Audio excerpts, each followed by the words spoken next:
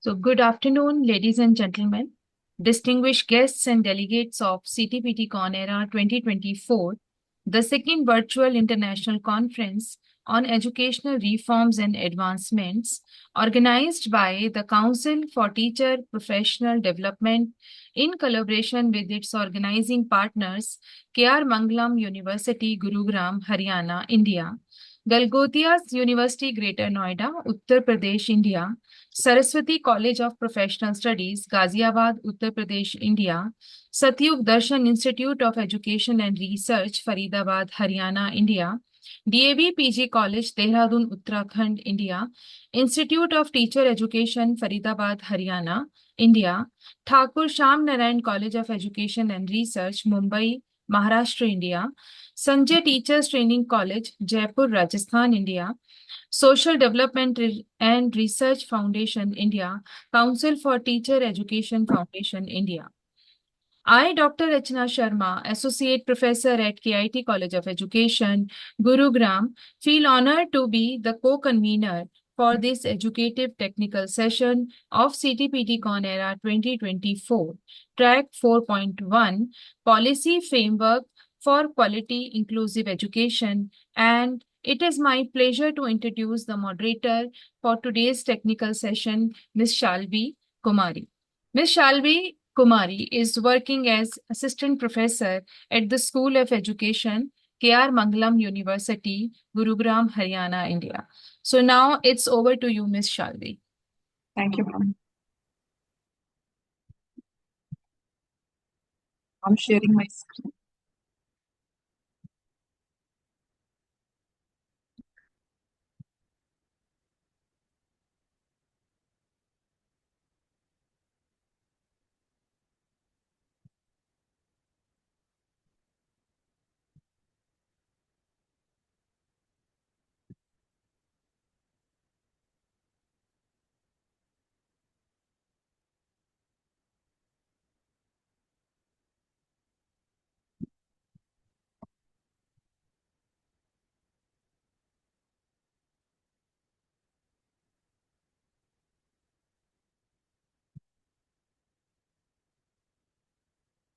Ma'am, is it visible?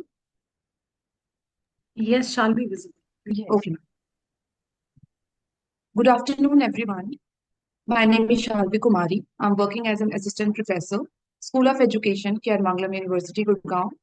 And it's a great honor for me to be the moderator for this educative technical session of CTPD Con Era 2024, Track 4, on the theme Equitable Quality Education for Lifelong Learners, a Commitment to Inclusion. The sub-theme of this technical session, 4.1, is Policy Framework for Quality Inclusive Education. Today's session is all about policy framework for quality education, highlighting key strategies and guidelines aimed at ensuring equitable access and enhanced learning outcomes.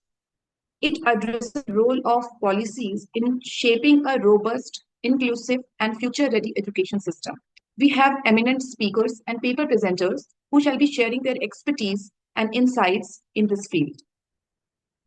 I'm delighted to extend a warm welcome to our esteemed chair, Professor Yukti Sharma, Professor, Department of Education, Joint Director, Institute of Lifelong Learning, University of Delhi, and co-chair, Dr. Puneet Rahi, Principal Chief Consultant, Samagra Siksha, TSG, TOCEL, Ministry of Education, Government of India, for gracing us with their presence and leading this significant session at CTPDcon era 2024.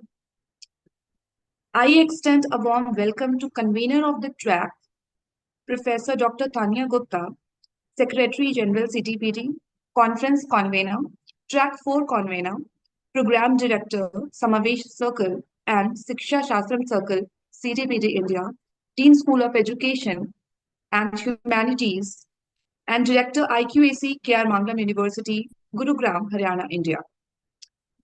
I also extend warm welcome to our co-conveners, Dr. Rachna Sharma, Co-convener Track 4, lifetime member CTPT India, and Associate Professor KIIT College of Education, Gurugram, Haryana, India. And Dr. Parvesh Lata, Associate Professor and HOD, Department of Education, School of Humanities and Social Sciences, G. Goenka University, Gurugram, Haryana. I feel honored to introduce you to the convener of the track, Professor Dr. Tanya Gupta. May I request and invite you, ma'am, to please present an overview of the plenary session 4.1. Ma'am, please. Thank you, dear Shalvi. Good afternoon.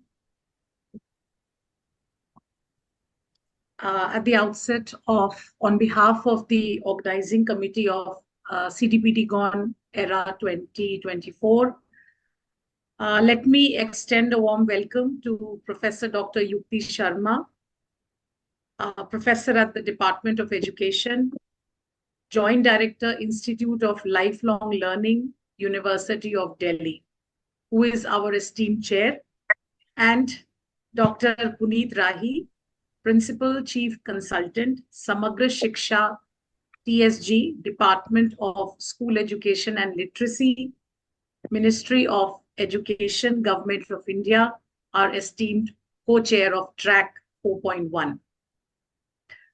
I also welcome our paper presenters and the participants.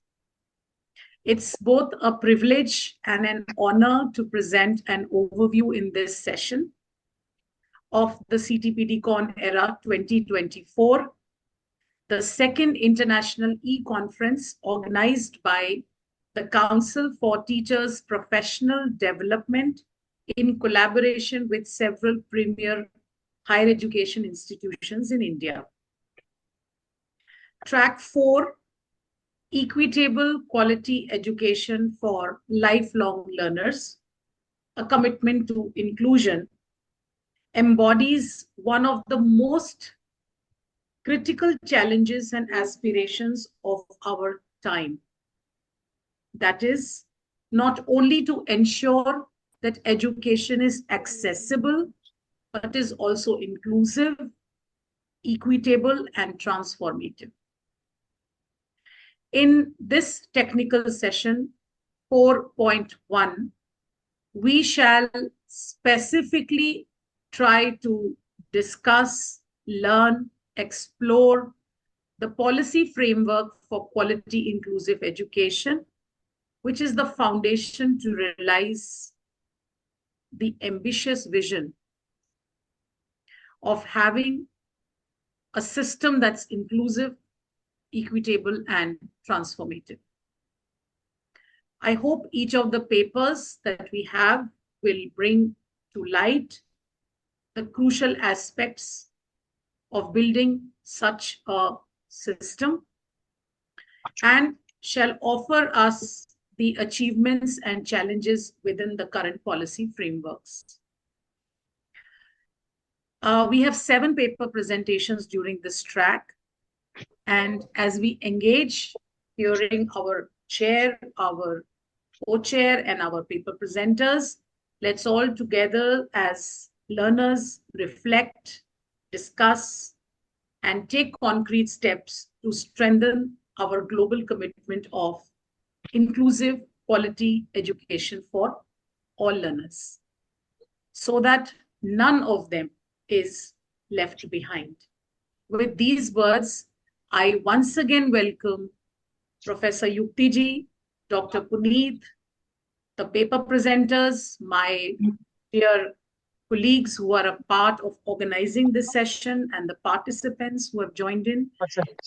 And let's take this forward to learn from each other. So over to you. Thank you.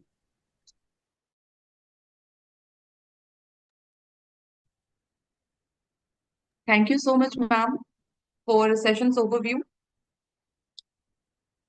So it's my honor to introduce our esteemed chair, Professor Yukti Sharma, Professor, Department of Education, Joint Director, Institute of Lifelong Learning, University of Delhi.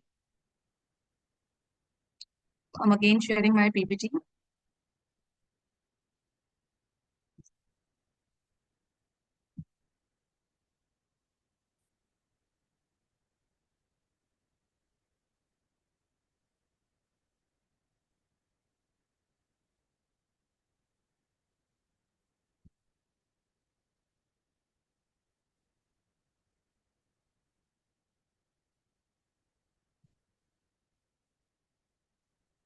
So, Dr. Yukti Sharma is professor at the Department of Education and joint director at the Institute of Lifelong Learning, University of Delhi.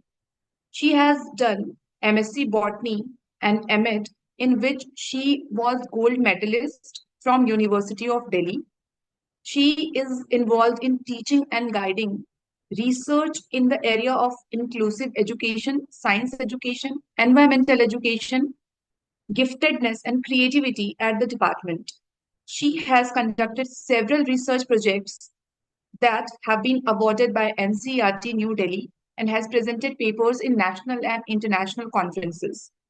She has authored books, edited books, contributed chapters on education, science education, inclusive education, creativity for renowned publishers such as Macmillan, Pearson, and Sage.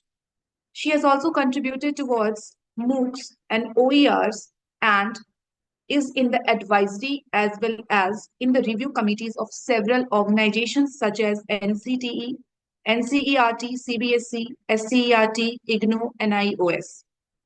Currently, she is in the curriculum area group Science for developing syllabus for classes 6 to 12 under the new curriculum framework NCF for school education. She has been in one of the committees for Integrated Teacher Education Program, ITEP, notified by NCTE. She has also been invited to give lectures in faculty development programs, seminars, webinars, and in-service programs for teachers from various universities and organizations across the country. She is constantly contributing as a resource person towards Malvi Mission Teacher Training Program through its various centers. With your guidance, ma'am, we are confident that this session will be a resounding success, leaving a lasting impact on all participants. May I invite Professor Yukti Sharma to deliver her address. Ma'am, please. Thank you very much, Dr. Shalvi. A very good afternoon to Professor Tanya, my esteemed co-chair, Dr. Puneet, all the presenters and the members of the organizing committee. First of all, at the outset, I would like to congratulate, and I was saying this informally to Professor Tanya also in the morning, that I'm really happy to see the kind of gathering which they have brought together in an online mode. It is really commendable from international, national, and within national, from all kinds of universities, from all kinds of context, rather. They have brought professors, invited professors, faculty members, research scholars to come together and discuss on the policy. And a policy which has come after, which we have got after 34 years, requires a kind of deliberation of this kind where we are making these efforts. So I congratulate the organizing committee, specifically Professor Tanya, and all the other members who have contributed to the organization of this seminar. I was also really happy to see, the kind of themes that they have carved out, because these themes are so well aligned, all the sub-themes of different tracks, so well aligned to what the policy has been talking about. And one of the themes, of course, what Professor Tanya just mentioned about equitable education or inclusive education is not only a very important part of our policy, but is also a very important part of the international initiative of SDGs, that is the Sustainable Development Goals. So when we talk of quality education or when we talk of inclusive education, they are very much part of not only one of the mandates for India as a country, as a nation, but for across countries, for all nations across the world. Everybody is working towards it. All countries are working towards it. Where India is also a signatory to it, is also a part of it. So this theme, I suppose, is also one of the very important themes which we are taking up in this particular track. And 4.1, as I was looking into the program, is specifically about, within inclusive education, it is about the policy perspective. So I'm also looking forward to the papers. I was going through the titles of various papers which are there. And I was also curious to hear some of your ideas and how you have interpreted or how you are engaging with the policy that I'm very sure is there getting reflected in the paper. Few points that I would like to float, and it depends how much time also I have, because I can see Professor Tanya and all the organizers are keeping a very good track of the time, and that should be done in any seminar. We should follow the time and work with a clockwork precision. So how much time do I have, Dr. Shalvi? I mean, before we begin with the Ma'am, presentations we and can go for 20 minutes, ma'am, if that's okay with you. 20 Okay. minutes. So Yes. right now, like it's 2:17, so I can till 2:35. Sure, Till ma'am, sure. 2:35. Okay, thank you so much. So when we talk from a policy perspective, I mean, few things with regard to inclusive education that comes to my mind is that when we see NEP, as I said, it's a policy which has come after 34 years. And the previous policy, which was National Policy on Education, which came in 1986, we all know that. With respect to inclusive education and with respect to quality education, there is a big difference, which we all would agree and which we would all discuss also through your papers today. And one major difference was that national policy on education has worked towards special education and special schools, whereas NEP 2020 specifically talks about inclusive education. And while talking about inclusive education, it gives reference to both RT Act and RPWD Act, which has come in 2016. Why are these acts important is because specifically RPWD Act 2016 defines inclusive education. No other act, no other policy, if we talk of policy frameworks, has ever defined inclusive education. I understand that in 1986, inclusion as an ideology at international level also was coming up. It was just emerging from its special education. Yet after that, whatever policy frameworks had come as a follow-up of 1986, none of the policy frameworks have talked about inclusive education or inclusion or have ever defined also. So this is a major change with which we have to engage. And the first step towards it, that how do we understand inclusion and inclusive education as given in the policy. This, I think, is one thing. The other important change with the policy has talked about is the way policy has looked at diversity. Diversity goes hand in hand with equitable education or inclusive education. If we talk of inclusive education, we need to talk about whose inclusion are we talking about. And when we go into this question, whose inclusion are we talking about, then of course, the idea comes in that all of us are not same. There is a heterogeneity in our society, in our institutions. We are different. And that is why some may be getting excluded, some might not be getting included. And therefore, we need to understand that what kind of diversity is amongst the human communities. when the policy talks of diversity, if you look at the policy, specifically the chapter number 6, which talks of inclusion, it talks about diversity in the Indian context. The Indian context is very, very complex. We have diversities in layers. You remove one layer of dimension or dimension of the diversity, you'll find another layer beneath it. And this is what the policy has acknowledged. If you see any of the frameworks, any of the policy documents before, they haven't talked about the multiple dimensions of diversity which are there in our country. And the policy, whenever, since our session is committed towards policy framework, whenever you look at a policy is always, drafted in the minimum possible pages. It has to be very crisp.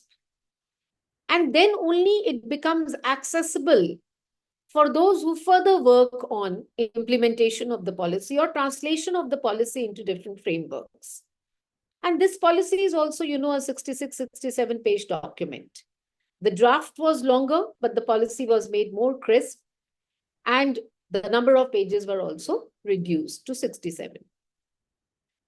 Yet, the policy talks about different dimensions, whether it's disability. As soon as you talk of inclusion, what comes in our mind is disability.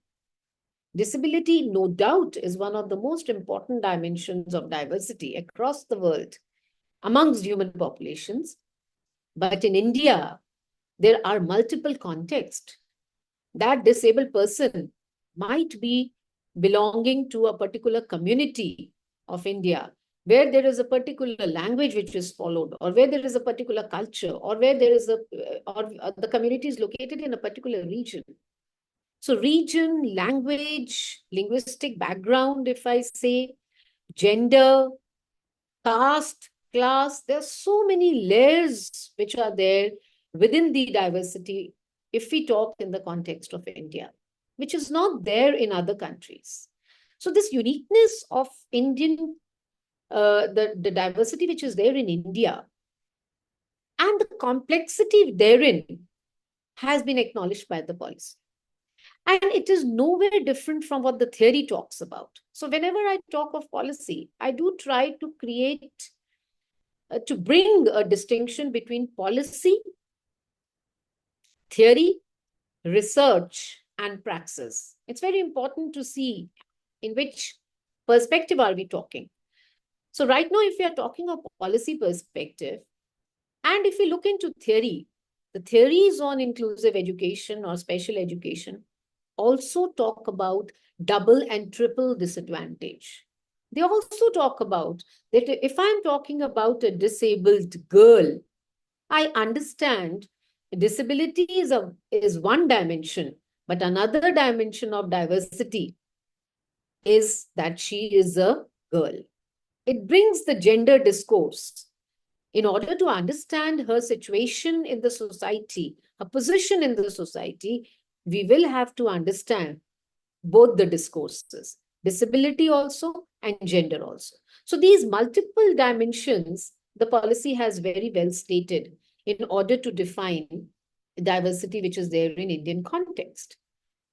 So the policy is not in any case reducing this complexity, which is very important.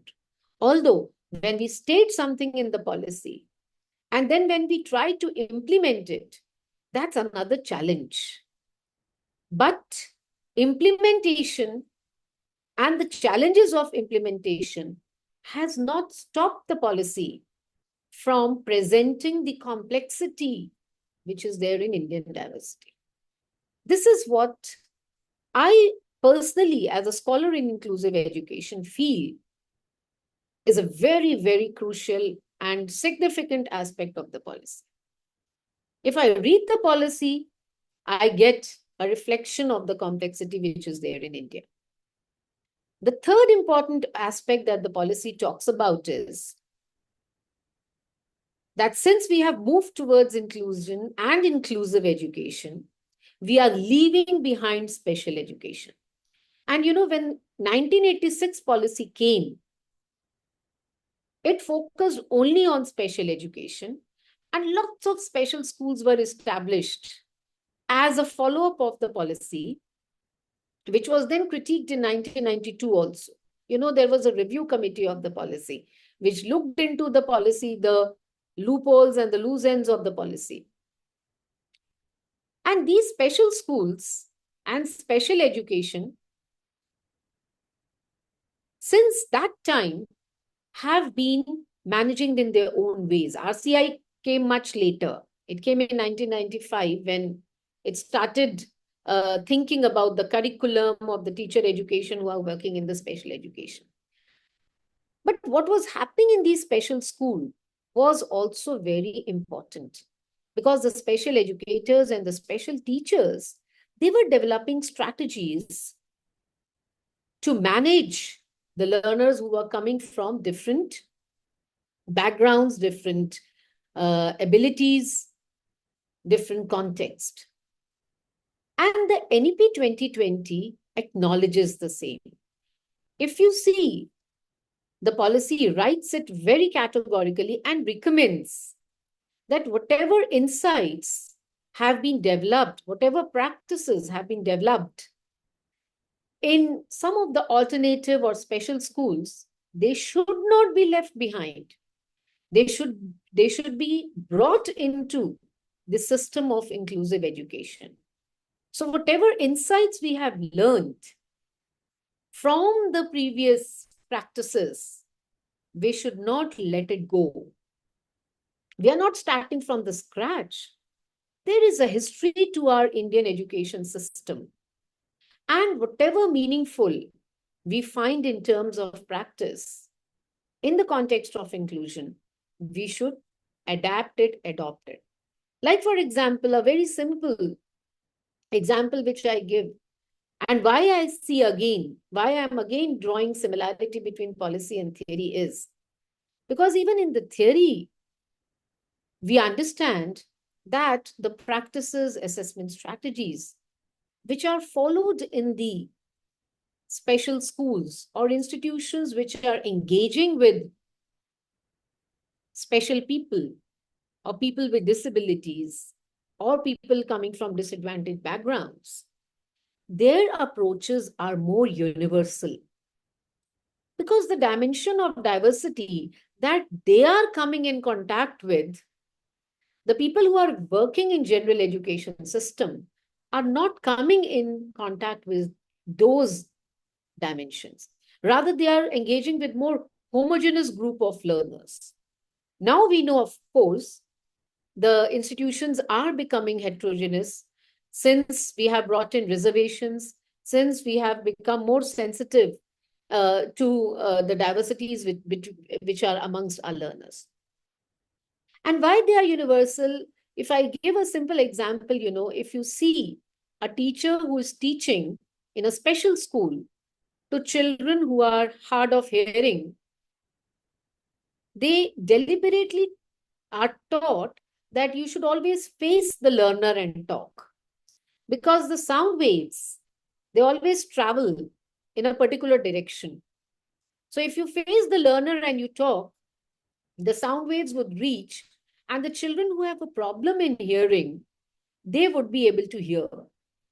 Now, if you face the blackboard or if you face some other side and you speak, the child would find difficulty in hearing. Now, it's a very simple strategy. It's a very, very, I would say, I won't say a very small thing. It's a very crucial thing, but it's a very simple modification in our day-to-day practices. Now, if we face towards the child, it's not that the child is only getting, that particular child is also getting benefited. The sound is reaching, my voice is reaching to all the learners in the classroom in a more efficient way. So this is something which is more universal. The simple strategy that I'm talking about is more universal. But if you go to any special school, the teachers are deliberately making an effort to turn around, face the child, and then speak.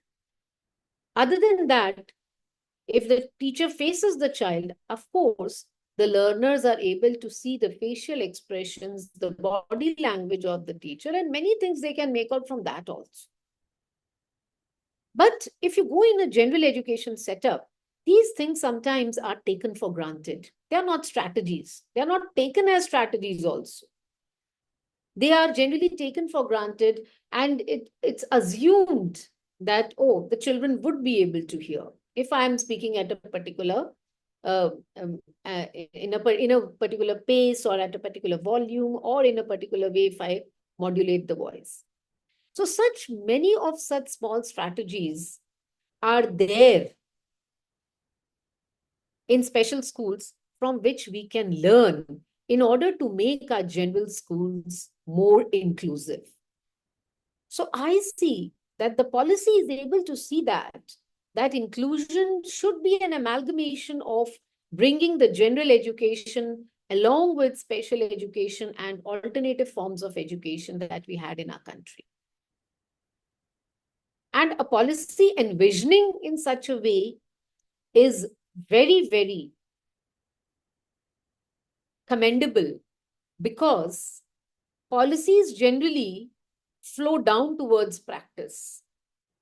But NEP 2020 has learned a lot from the practice, is learning a lot from the practice, and also encouraging us to go and extract from the practices that have been taking place. So the policy gives a lot of reference to the praxis, a lot of reference to what is happening and how we can extract the relevant from it. That's a very important point.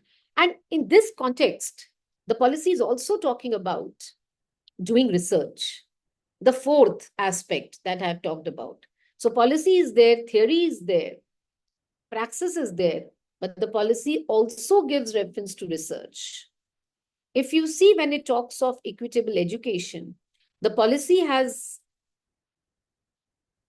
specifically recommended that India is a very diverse country in terms of heterogeneity, in terms of culture, but also it is very diverse in terms of space.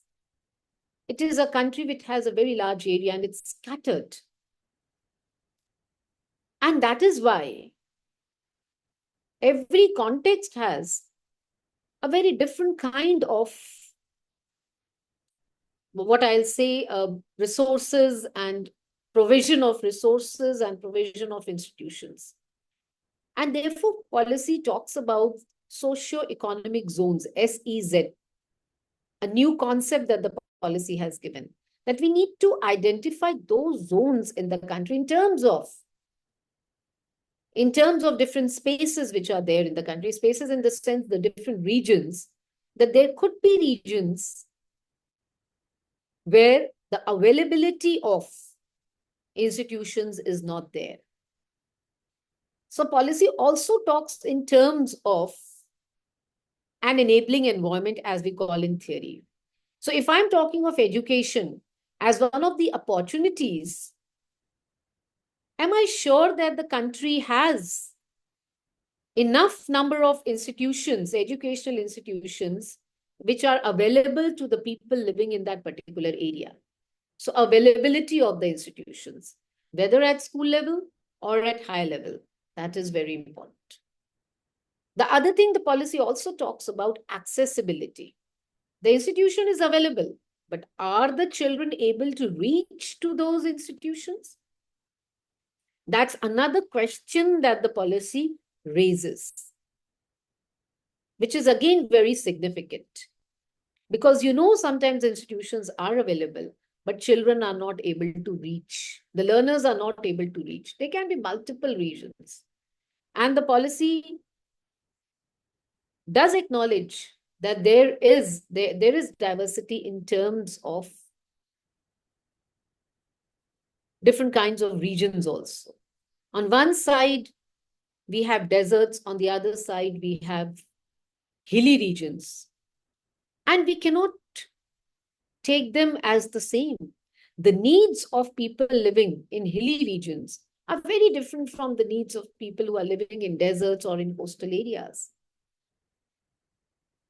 And the diversity that we have in terms of, ecosystems in our country, that is also acknowledged in the policy.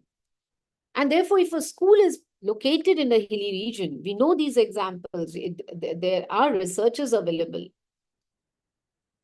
It becomes a challenge for the children in hilly areas sometimes to reach the school because of the steep slopes and the amount of walking and climbing which is required. So in keeping these factors in mind, the policy recommends that we need to conduct researches first to understand which are those zones where availability and accessibility both are challenging for the learners, and how we can then resolve it.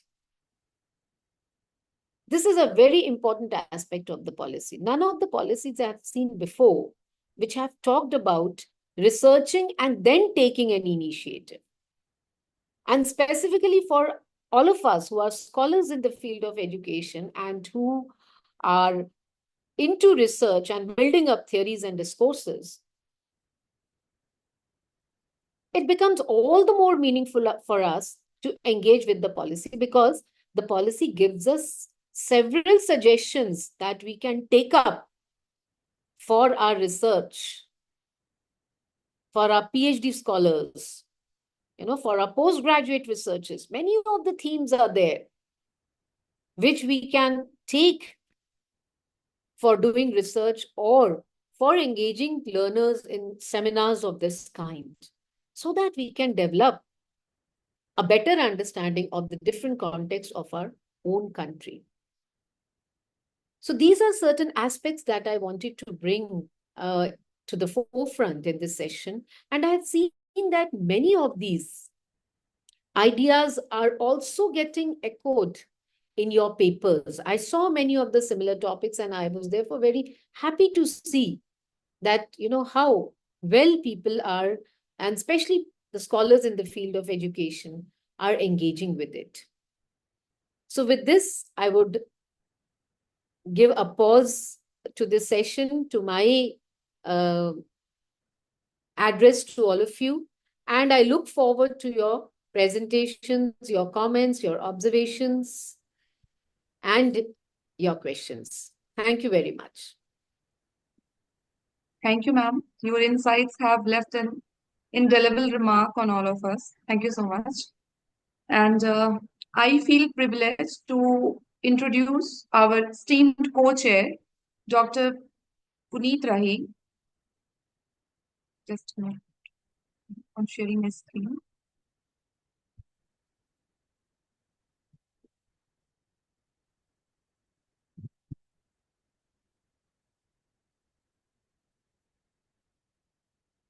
Ma'am, is this screen visible, ma'am? Kindly. Yes, shall we? We can see. Okay. We can just make it on full screen. Okay. Yes.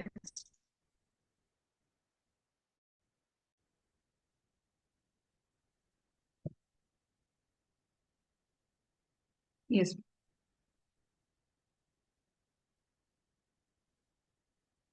So Dr. Puneet Rahi, she is the Principal Chief Consultant, Department of School.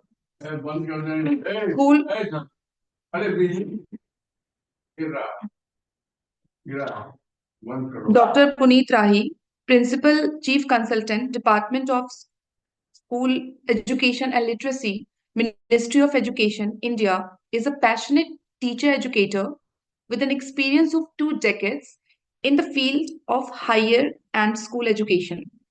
She has done her PhD in education from Amity University, Uttar Pradesh, and her master's in education and psychology with distinction from Punjab University and IGNOU, respectively. In the year 2022, she received an award for being one of the top 100 teachers globally in the International Teachers Olympiad 2022. She was also awarded the Outstanding Teacher Award by Ritnand Baldev Education Foundation for the session 2016 and 17 for performing exceptionally well in the duties as a teacher, mentor, and facilitator for the students of first batch of 2-year B.Ed program and Amity Institute of Education, New Delhi. In her role as an assistant professor for 16 years, she has performed the duties of being the IQAC coordinator and a research guide. As an academic coordinator for 3.5 years, she has been instrumental in setting teaching standards and lesson designing norms for her school. As an academic consultant at Central Institute of Educational Technology, NCERT, New Delhi, she worked on the national project Nishtha and has, to her credit, 21 publications in national and international journals of repute, of which 2 are Scopus indexed publications. We eagerly anticipate the insights and discussions that will unfold under your guidance, ma'am. Thank you, Shavi, for that introduction. Thank you, ma'am. Without further delay, I'd like to invite Professor Dr. Yukti Sharma to officially commence this session. Co-chair Dr. Puneet Rahi, we look forward to your valuable contributions throughout the session and the dynamic synergy you will create with Chair Professor Dr. Yukti Sharma. Ma'am, should we go Yes. ahead with the paper presentation? Yes, with my permission and with Dr. Puneet's permission. Dr. Puneet, should we start? Yes, ma'am. It's an honor to be on the same dais as you, ma'am. You don't need to seek my permission at all. I am with you with all permissions. Okay, thank you so much. Thank you. So All we right. now commence with the paper presentation. Let me reiterate and request the presenters to be concise and adhere to the time limit of 5 minutes for your presentation. If time permits, we'll hold the Q&A session after all the papers have been presented. And we are pleased to announce that during the valedictory session, the Best Paper Presentation Award, one from each plenary track session, will be announced. The evaluation criteria for the awards include content quality, clarity of presentation, effective use of visual aids, and time management. We kindly request the session chair and co-chair to submit the name of the best paper presentation from this session to the track convener for final consideration. Okay. Without Shalvi, yes, sorry, yes. Dr. Shalvi, can you just repeat the criteria again? Yeah, sure, ma'am. So, content quality, clarity of presentation, effective use of visual aids, and time management.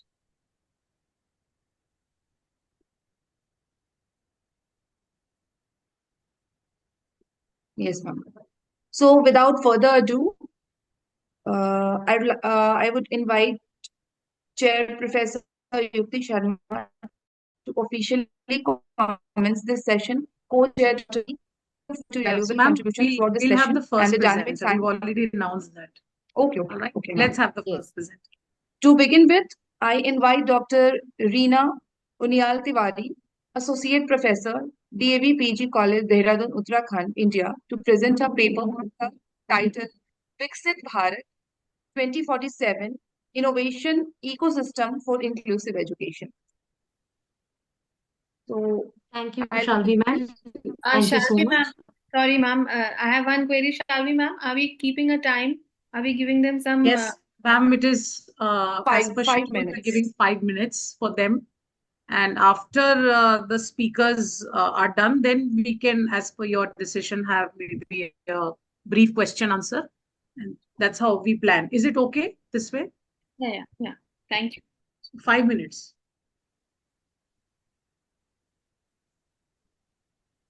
May I request Dr. Shalvi to please start my presentation? Please Yes, share ma'am. it from your side. Thank you. A very warm namaskar to all dignitaries, Chair, Co-Chair, and Professor Tanya Gupta ma'am. This is Reena Unyal Tiwari, and because I am convener of another track, I'll have to leave after my presentation, so please excuse me for that. Ma'am, is it visible? No, please share. We can't see the presentation. Just share it.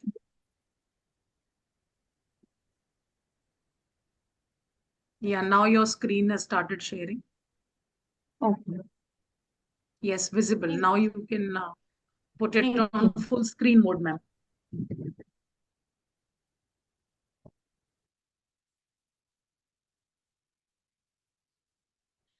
As we all know that Viksit Bharat 2047 is a bold vision for India's future, where education is accessible and inclusive for all. Next. And in my presentation, the exploration is being done to how innovation can empower a transformative education system. First of all, it is very essential to understand why there is a need of inclusive education in India. We have seen since last many years that it is very essential to reach the undeserved and underserved, I must say. And we see that there are many children in India who lack the access to quality education, especially those with disabilities and from rural areas. Along with it, we need inclusive education so that it can bridge the gap in learning outcomes by providing tailored support and resources to meet diverse needs of the learners. And in an inclusive education system, all individuals can be empowered with knowledge and skills. They need to thrive in the society, which we call as an equitable and just society. Next.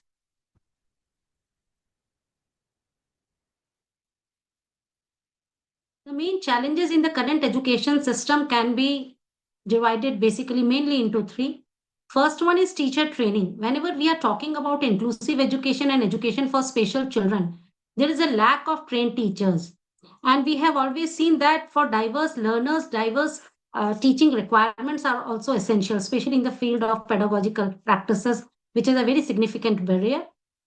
When we are talking about infrastructure and resources, we have seen not only the schools, but even the higher education institutions lack the necessary infrastructure which is required for special children. And even after so many years of the whole society trying to make an inclusive society, deeply rooted societal biases and prejudices against certain groups, that is crucial. And still we are not being able to have a society which can be considered as an inclusive one. Next.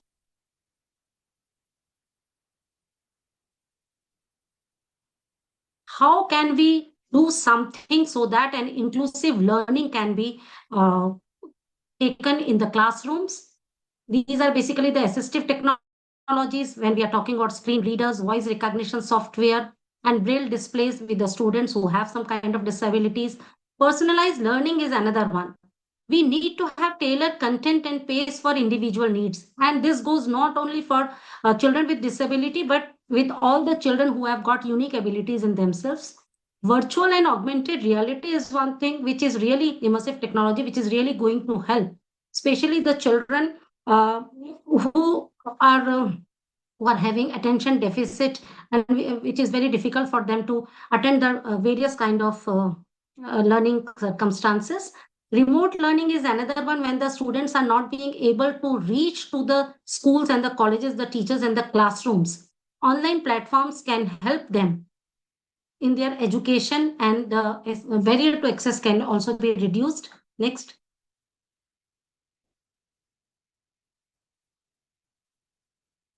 Next, please, Dr. Shal.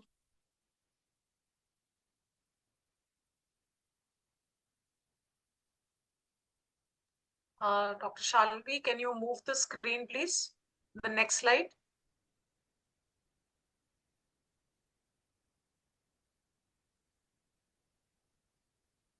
Okay, we ma'am जब तक करते हैं, we can start with the teacher education basically. So when we were talking about the leveraging technology, the assistive technologies, we already talked in the remote learning and the personalized learning. In this particular field, please move, ma'am.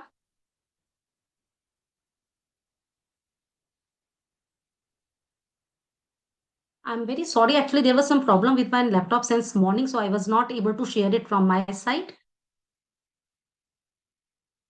Shall we, ma'am? Can we move to the next one?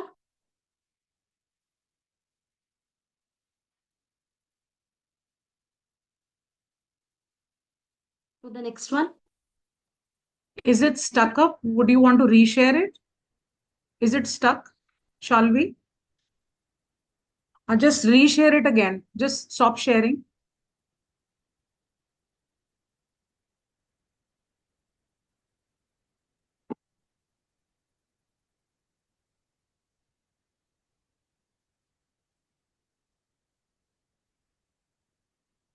Meanwhile, I can deliberate my ideas upon how to foster an innovation ecosystem for education. So when we are talking about an innovation ecosystem, there is a need for the government initiatives, basically the government policies and investments, as they are crucial to drive innovation in education, and they also provide financial support for infrastructure and training. Private sector का जो involvement है innovation ecosystem में, specially inclusive education के field में, वो अभी तक उस रूप में नहीं हो पाया है। तो जो टेक्नोलॉजी कंपनीज हैं, प्राइवेट ऑर्गेनाइजेशंस हैं, वो इनोवेशन को फॉस्टर कर सकते हैं और नए एजुकेशनल सॉल्यूशंस को ला सकते हैं। जैसे कुछ समय पहले देखने को मिला था शार्क टैंक में, किस प्रकार से जो स्पेशली एबल्ड चिल्ड्रन हैं उनके लिए कुछ ऐसे गैजेट्स जो हैं वो डिजाइन किए थे। और इस तरह से अगर प्राइवेट सेक्टर का इन्वॉल्वमेंट होता है तो it can help a lot. along with it open source platforms we can talk about, क्योंकि कोलैबोरेटिव डेवलपमेंट की जरूरत है। No government policy, no individual can work for the field of inclusive education until and unless there is collaboration between different kind of resources, be it human resources or the educational resources and technologies, private sector, government sector policies. जब तक ये संभव नहीं होगा, open source platform हम नहीं देंगे, तब तक ये एक वाइडर ऑडियंस तक नहीं पहुंच सकते हैं। और जहां हमने एक बात कही थी कि सबसे बड़ा बैरियर तो यही है, सोसाइटल बैरियर। अभी तक हमने उनको नॉर्मल चिल्ड्रन से अलग समझा, हम बातचीत में भी इस्तेमाल करते हैं। तो कम्युनिटीज, पेरेंट्स और एजुकेटर्स को जब तक हम इन्वॉल्व नहीं करेंगे तो इनोवेटिव सॉल्यूशंस जो है उनको इम्प्लीमेंट नहीं किया जा पाएगा। Next, teacher training and development is one field which is required for empowered teachers as well as students in the field of inclusive education. Both ongoing training and the professional development opportunities for teachers. It is not that only the teachers who have to teach in special schools need to be equipped and trained, but all the teachers who are teaching in different kind of educational institutions, ranging from primary to secondary, higher secondary and higher education, for their professional development related to inclusive education and special children, they need to be trained from time to time. We were already talking about creating a collaborative learning environment, because the main problem is the students being from the diverse backgrounds as well as having diverse kinds of individual abilities. So until and unless all the people who are from diverse backgrounds, be it teachers or parents or society or students, they come together and understand each other and help each other, we can't talk about the inclusive city in the true sense. Student agency and empowerment, that is another thing. When the students are getting different kind of skills and training, it is essential that their different kind of abilities, be it the critical problem solving activities, creative expressions, all can be used to empower that, so that they can have the ownership of their own learning and utilize it in the field of employment as well as living a very dignified life. Next, maybe that is the last one. Okay, if we talk about the more equitable and accessible education system, that can't be done in one day or 1 year. So we as educators or policymakers can plan for different terms, that is a short term, a medium term and a long term. In the short term, the start can be done with the investment in teacher training and upskilling, resource materials, and pilot innovative technologies in school. In the medium term one, we can expand the access to assistive technology to all the students. And inclusive pedagogical practices across all levels should also be promoted. A national framework for inclusive education need to be made. And for the long term, an inclusive and accessible education system for all, where a developed skilled workforce can be get ready for, which is getting ready for the future, and all the individuals need to be empowered to reach their full potential. हर व्यक्ति में potential है, हर व्यक्ति में potential है, हर बच्चे में potential है, लेकिन उनके पोटेंशियल को वो कितना यूज कर सकते हैं, इसके लिए एम्पावर करने की आवश्यकता है। और उसके लिए जो इंफ्रास्ट्रक्चरल फैसिलिटीज हैं, जो सपोर्ट है, जो पॉलिसीज हैं, जो इंफ्रास्ट्रक्चर है, ये सभी कुछ दिए जाने की आवश्यकता है। Next. These are the references. I'm really sorry, my presentation was stuck up in between. But whenever we are talking about विकसित भारत, भारत का विकास तब होगा जब भारत के प्रत्येक व्यक्ति का और प्रत्येक बालक का विकास होगा। और इसके लिए हमको सभी को मुख्य शिक्षा की धारा में लाना केवल बोलना ही नहीं है, बल्कि उनमें जो कैपेसिटीज हैं उनको हम कैसे फॉस्टर कर सकते हैं, एक एनवायरमेंट कैसे क्रिएट कर सकते हैं, that is the question in front of us, and we need to work it from the ground and the grassroots level. Thank you. Thank you for the patient listening.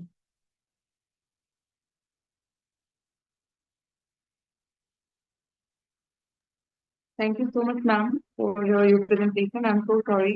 I don't know how the presentation got stuck in between. It is okay. Okay. Sorry, I have taken a lot of time. Thank you. So now I call upon Mr. Ramesh, Assistant Professor, Indira Gandhi Center for Atomic Research,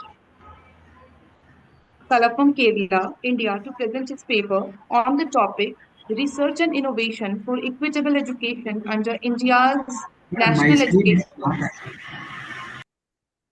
Professor Tanya? Yes, ma'am. I was saying that Dr. Reena was saying that she would leave after her presentation because she's also convener in some other session.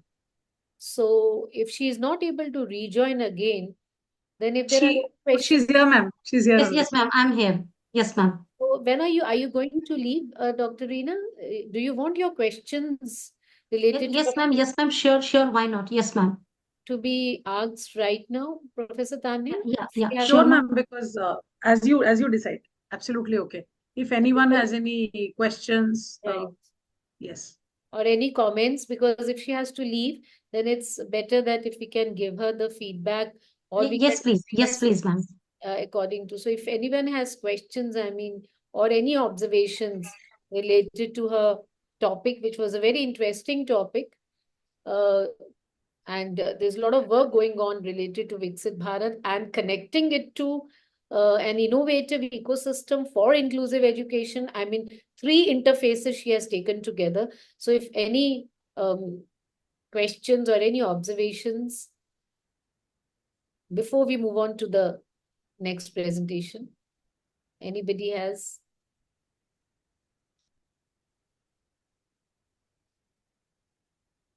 Dr. Puneet, would you like to say anything for her presentation? Any comments or observations? I think her presentation, ma'am, was first of all the visual appeal to her presentation was very good, and she has brought in innovation in the way she's presented the content that she wants to put across through her paper, and the ideas which you have thought of, ma'am. There is a lot of work going on the same lines. So it's good to know that the thought process in the field is similar to what is happening at the policy planning level. So since the feeding of ideas comes from educationists as you, so I think what you have tried to bring, especially about the way you have talked of technology integration by having a synergy between the government and the private partnerships. That is what also you're trying to highlight, so that we can have some gadgets which can have that aspect and feature of making education accessible to any kind of CWSN needs. So I think that was a very good point there, ma'am. So thank you so much. Once we get your entire paper, we will be able to give more inputs on that. Thank you. Thank you, ma'am. Thanks a lot. And I'm sorry because I have to leave and propose vote You of don't have thanks to in be another sorry, track. ma'am. It shows your. We understand that. That's why. And I would also like to say, Dr. Reena, if nobody else is asking anything or any comments are from others, two very important points you have made related to these 3 interfaces. I totally agree with what Dr. Puneet has said, that a lot of work has been already, it has been going on in this direction. but your focus on teacher education and training is very, very important. So whether we talk of Viksit Bharat or we talk of any kind of innovation, teacher education program has to go hand in hand. If teacher education programs do not get updated, do not get reviewed and revised, it cannot reach to the learners. So that's a very important point that you have made. And another very important point that you have made is about the role of parents. You know, the role of parents in our country also has to be updated and reviewed, because even if in schools we have, we have PTAs, we have parent teacher organizations, associations, but those are how they are simply for the sake of including the parents at a very superficial level. So if again we want to work towards Viksit Bharat, or we want to bring innovation in school education, higher education, the parent involvement is a very important factor. So thank you for bringing in these 2 points in the context of inclusive education. Thank you and all the best. Thank you, ma'am. Thank you. Thank you, Reena ma'am. Thank you, ma'am. So We can move on to the next next presentation. presenter, Yes, madam. MR Ramesh ji. Yeah, you can share the Madam, is it screen. visible? Yeah, please put it on full screen mode for us. 1 minute, 1 minute. Is it visible? इसको F5 mode पे डाल दीजिए MR Ramesh ji. 1 minute. 1 minute. Now, madam. So kindly click on from beginning. Yeah.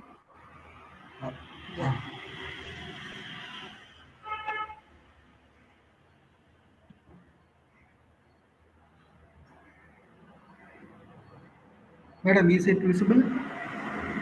So okay, you can we go ahead like this only? Is it visible to you, ma'am? Chalega. It is okay, Ramesh ji. You can start, please. First of all, I thank you for giving opportunity for sharing my topic, the research and innovation for equality education under India's National Education Policy 2020. The introduction, India's National Education Policy 2020 is a vital initiative and the aims overhaul the country educational framework to meet the needs of the diverse population. The NEP emphasizes importance of equality education, promoting access and quality for all.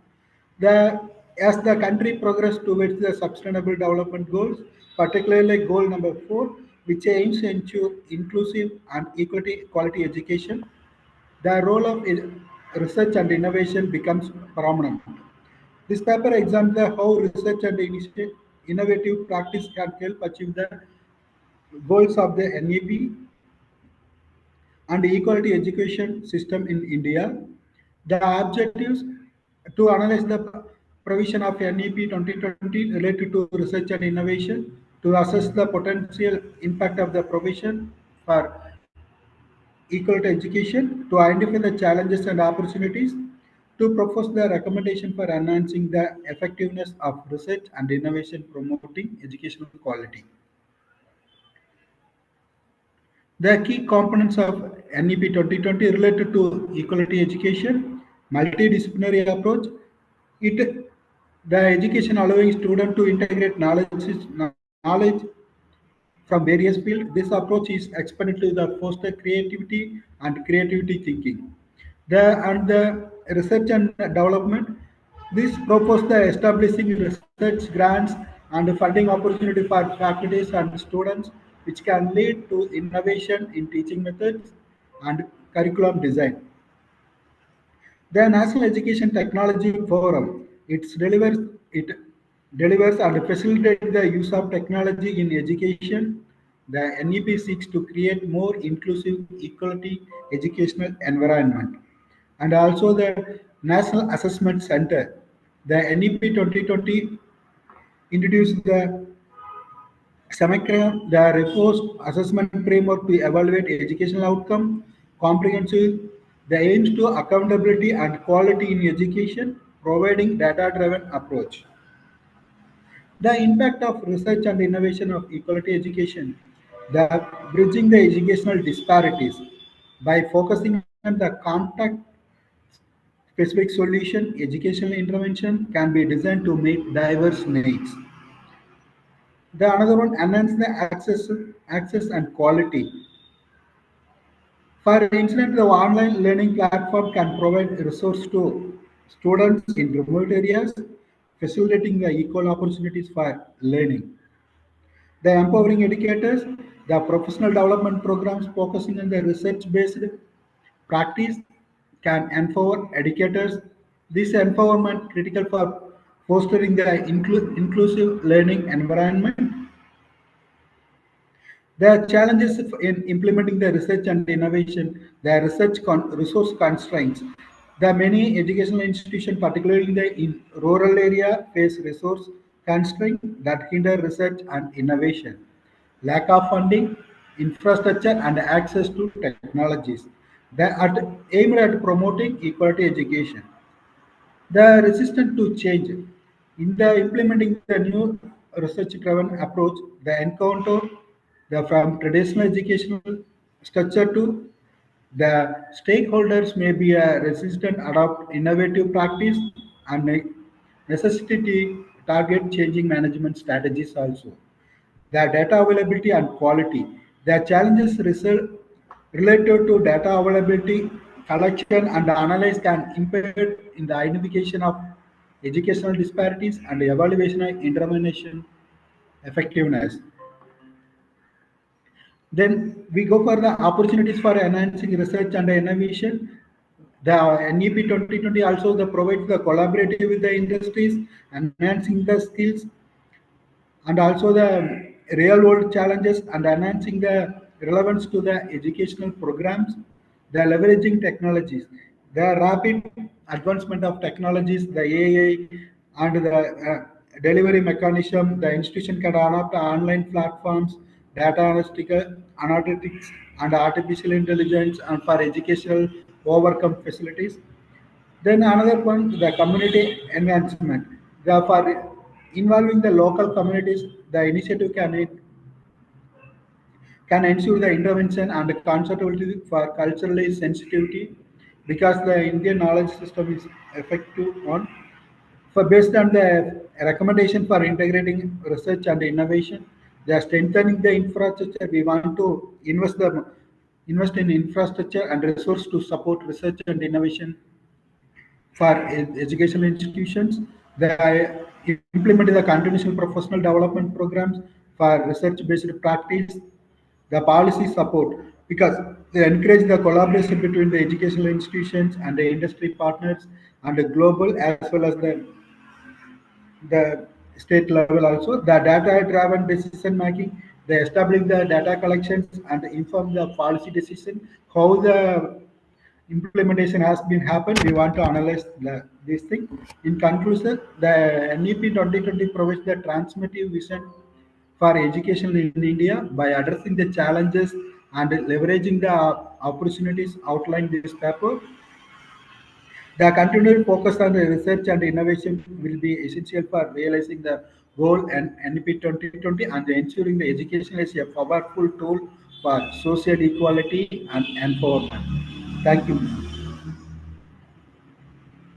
Is there any question, madam?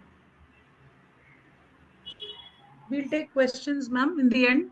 For instance, Okay, Ramesh ji, we will do the QA session after the remaining speakers. Right. okay, right. madam. Thank you so much, sir.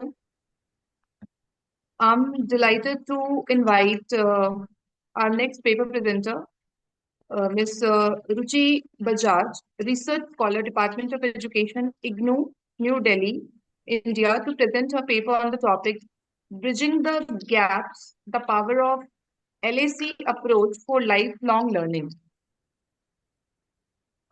Very good afternoon. Am I audible to everyone? Yes, ma'am, you're audible. Okay. Let me share my screen.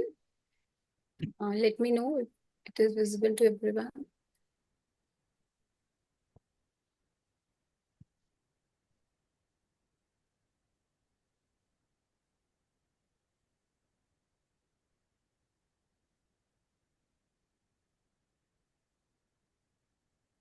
Is it visible to everyone, my screen? Yes, ma'am, it's visible. It's Okay. visible. Good afternoon, Professor Yukti, Dr. Puneet, Professor Tanya, my fellow paper presenters, and all other participants. It's my privilege to present my paper titled Bridging the Gaps, the Power of LAC Approach for Lifelong Learning. Uh, Let me introduce my paper. The paper provides a deep understanding of the concept of lifelong learning and how much it is crucial nowadays, and it is gaining recognition, especially it is turning out as an overarching aim of all the educational policies, and also as well considered as an important in SDG 4, Sustainable Development Goal 4 as well.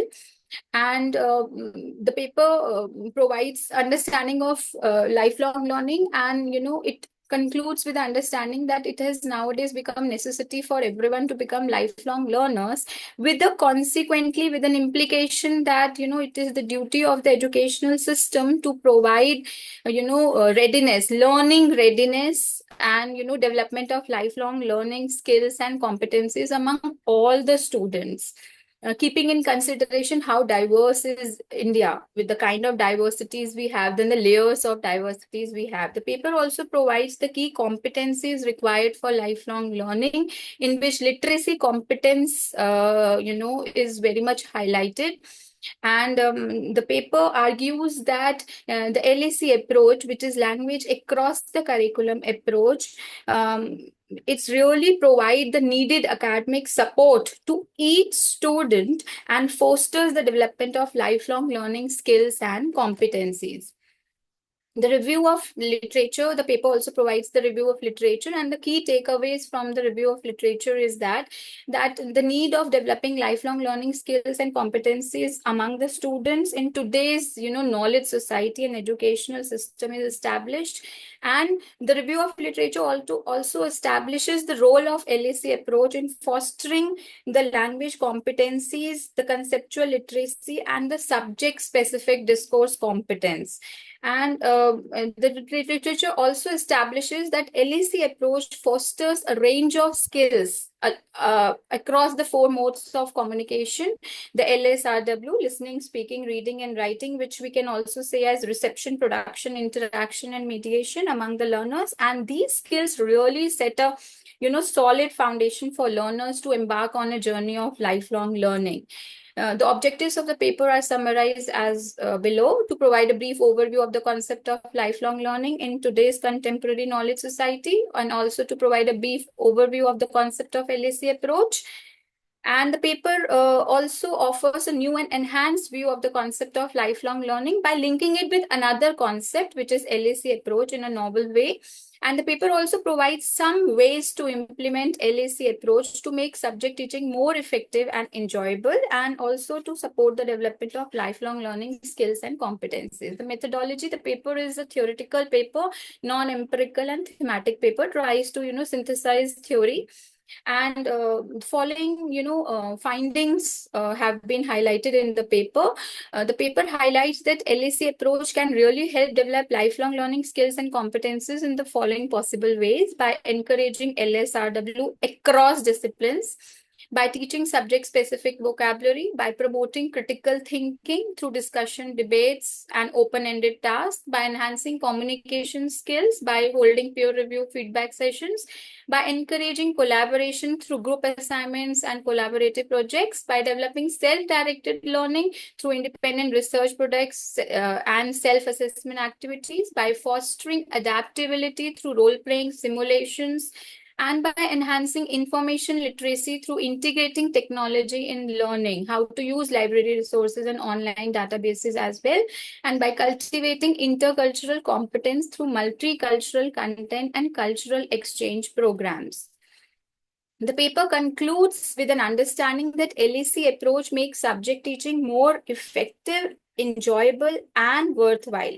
Additionally, this approach supports the development of essential language skills within the context of various subjects, which we call as subject-specific discourse competence, fostering critical thinking, communication, interdisciplinary learning. These skills are foundational for lifelong learning, equipping individuals with the tools they need to continue learning, adapting, and growing throughout their lives.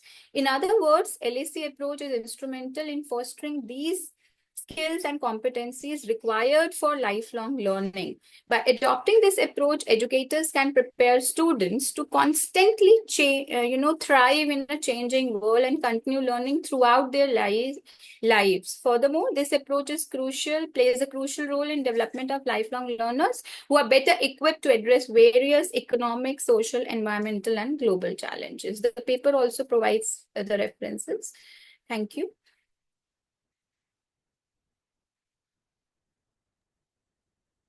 Thank you so much, Ms. Ruchi, for your paper presentation. Thank you, ma'am. So now I would like to warmly invite Professor Dr. Tanya Gupta, Dean, School of Education and Humanities, K.R. Manglam University, Gurugram, Haryana, and Deepa Khatri, Research Scholar, School of Education, K.R. Manglam University, Gurgaon, to present their paper on the topic, the role of career guidance and counseling in equitable education. A very good afternoon. Yeah, a very good afternoon to the esteemed chairperson, dignitaries, and delegates. I'll share the screen.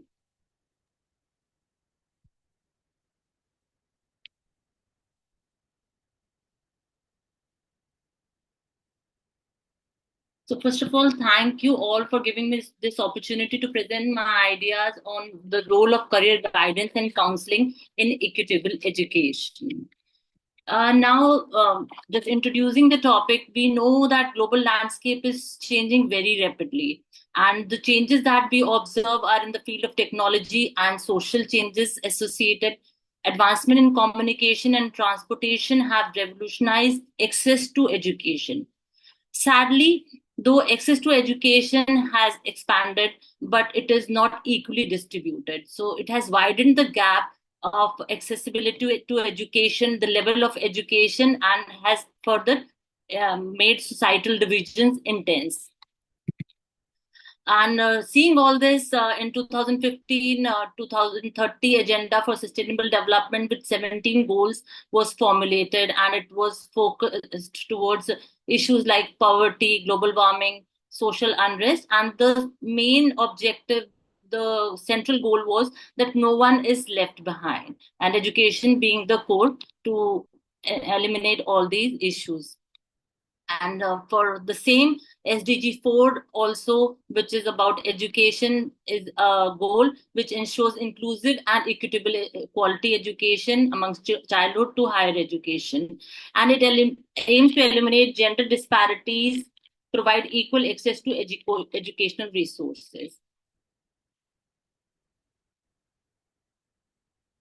Now, when we talk about equity in education, it talks about core elements like inclusivity, reducing disparity, tailored support, and quality education.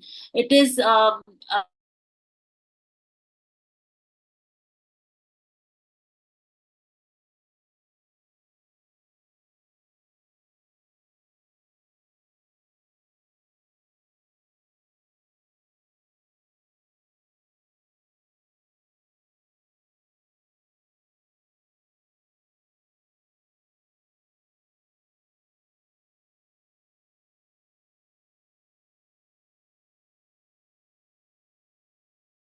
force is which eventually leads towards better employment and better payments, and then providing crucial support, particularly for marginalized population, to overcome barriers. And this particular thing, career education, is aligned with SDG 4. It promotes educational equality and access to vocational training. Now, when we talk about career education, we have to understand what are the key functions of career guidance. First of all, career guidance is all about enabling students to have informed career choices. It helps in self-assessment, what the abilities, potential, what is the aptitude, what is kind of personality a student has, and accordingly, one should have the career choice made. And also, it aligns students with the academic pathway, the career one wants to opt. And it also opens various career opportunities which students are not aware. It might sound strange, but most of the students make career choices which are not among seven prominent ones.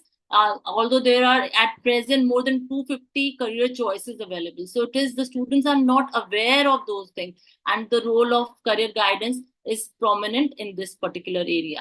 And if we provide these kind of opportunities to students, then of course employability will increase many folds, because it will also enable the students to have skill developed according to their ability.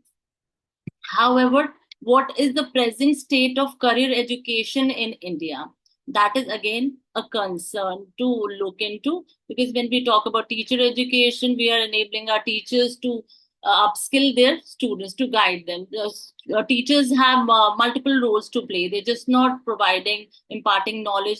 They are also career counselors. In most of the schools in India today, they are also playing the role of career counselors to the students. So what are the challenges? That is again another point which should be discussed further, but coming to the point here. So now when we talk about policy and framework, lately we have been including career education, career guidance and counseling in our frameworks, in our policies. But there is a disparity in terms of what has been formulated lately and what is imparted in terms of preparing teachers, students towards better career. Right. And at the same time, quality counselors is also a concern, because there is a variability in training and access to these courses. So this is one important factor which the paper talks about, because if we want equitable education, we want to eliminate disparities from the society in terms of educational accessibility, economic accessibility, then we have to actually prepare students not only for better education, we have to work towards providing them better career opportunities by enabling them to understand what they are capable of. So in conclusion, career education for equity and inclusivity is important, as career education empowers students, promotes social mobility. That is again another important factor, because with better skills, they can actually move all over the world. They can transcend geographical boundaries and have jobs anywhere in the world. And this way we can address economic inequalities, and aligning education with labor market is also supported by career education. So this is the crux of the paper which I have prepared. It is a topic of intense debate and should be taken further. But yeah, I wanted to keep it very crisp. Anything other than this, if I could share, that would be a privilege.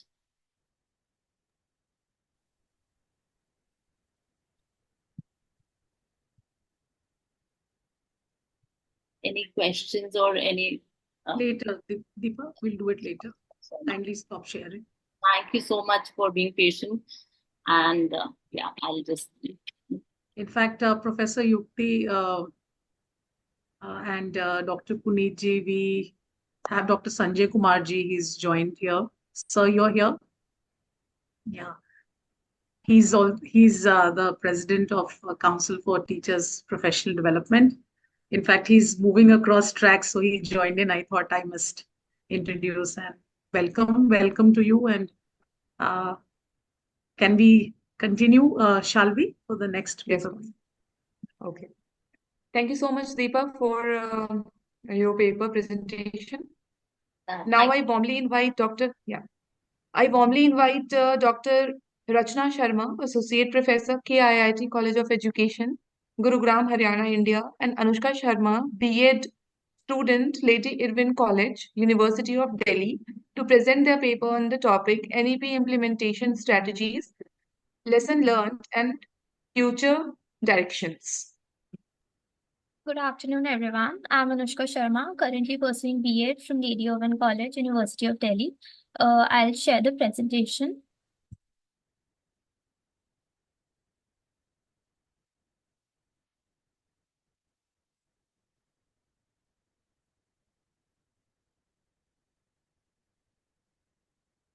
Is it visible? Yes, Anushka, visible. Yeah. So the title of our paper is NEP Implementation Strategies, Lesson Learned and Future Directions. Now we all know that NEP 2020 was introduced in India after a long gap of 34 years with the aim to ensure that education becomes more inclusive, accessible and equitable for all. It focuses on multidisciplinary education, skill development, technological integration, and human values to address future challenges and to prepare students to meet those challenges. It also introduces flexibility in the curriculum and integration of technology in education. It emphasizes on ongoing teacher training and professional development. Since its release, the policy has sparked widespread discussion and debate, with some stakeholders praising it as a very significant reform, while others have expressed concerns about its implementations. The rationale of the study is first social justice perspective. For successful educational reform, it's very crucial to address underlying social conditions. Many proposed interventions, though well intentioned, face challenges due to a limited understanding of societal inequalities. Scholars argue this is partly due to the lack of a comprehensive social justice perspective within the education policy. The second is equity and quality. Although the policy possesses a commitment to equity and quality in education, it predominantly emphasizes outcome driven, performance based standards for both students and teachers. It falls short in addressing the deep rooted structural inequities within the education system. The third is critical analysis. This paper aims to review the existing literature on the critical analysis of NEP 2020, its implementation, and future recommendations for its effective execution. There are three research objectives for this paper. The first one is to evaluate the implementation plan of NEP 2020. This involves evaluating the practicality of the policy's implementation plan and determining whether it is likely to achieve the intended outcomes. The second objective is to critically assess the effectiveness of different NEP implementation strategies as reported in the literature, with a focus on identifying both successful approaches and common challenges. The last objective is to provide the evidence-based recommendations for future NEP implementation, drawing from the insights and lessons compiled in the systematic review. The methodology for this paper has been systematic review, data sources, inclusion and exclusion criteria, and last, data analysis. So for the first objective, we came across around 23 studies related to this, and we finalized and took 19 studies in this paper.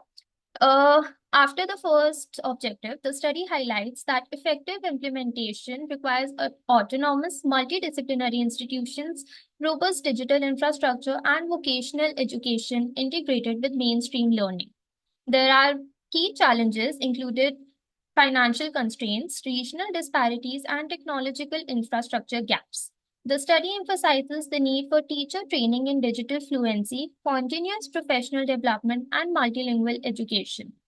Equity, inclusion, and addressing marginalized communities are central to NEP 2020's vision. The success of the policy depends on the transparent evaluation mechanisms, sustained investment in infrastructure, public-private partnerships, and a cultural shift towards valuing vocational education. Ultimately, NEP 2020 aims to align India's education system with global standards, but its success hinges on long-term efforts to overcome infrastructural and execution challenges. For the second objective, we came across around 15 papers and we took 9 out of them.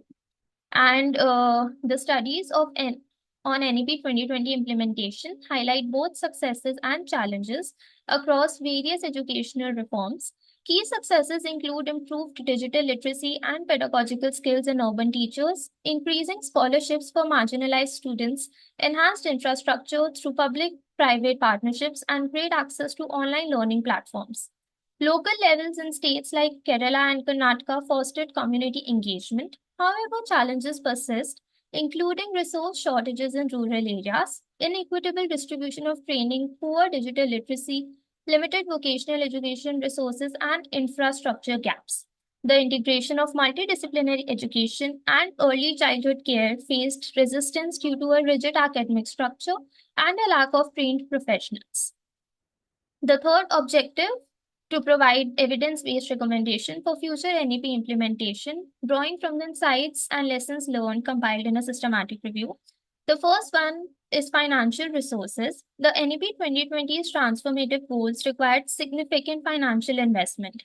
The NIP-FP estimates an additional rupees 1 to 1.5 lakh crores annually is needed, prioritizing infrastructure, teacher training, and resource allocation, especially in rural areas, is essential to ensure equitable access to quality education. The second is stakeholder consultation. While the NEP was developed with significant input from experts, there were concerns about limited consultation with marginalized communities and civil society organizations. Inclusivity demands active engagement with all stakeholders, so addressing this gap is very crucial. The last is transparency and mentorship. The NEP introduces several innovative concepts, such as multidisciplinary students and flexible curricula. However, stakeholders need clear guidelines and frameworks to effectively implement these changes. Training programs can bridge this gap and empower educators. In last, overall, the paper concludes that while the NEP 2020 offers a very comprehensive vision for educational reform in India, its implementation is fraught with challenges and limitations. The success of NEP 2020 will depend on the government's ability to address these challenges and ensure the participation of all the stakeholders in the process of education reforms. And last, here are the references. Thank you.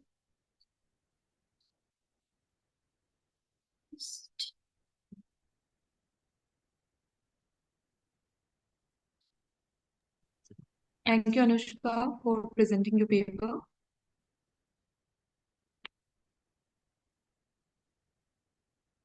So now I call upon Dr. Parvesh Lata, Associate Professor and HOD, Department of Education, School of Humanities and Social Sciences, VT Goenka University, Gurugram, Haryana, India, and Ria, M.Ed student, Department of Education, Bhagat Phul Singh, Mahila Vishwavidyalaya, Sonipat, Haryana, India, to present paper on the topic Aligning with SDG Policy Initiatives for Inclusive Lifelong Education.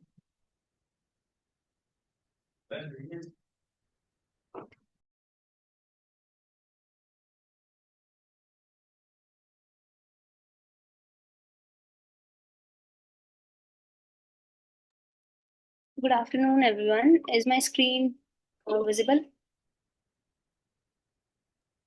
Yes, Ria, visible. Would you like to switch on your camera as well, if you're comfortable? Just a minute. Yeah.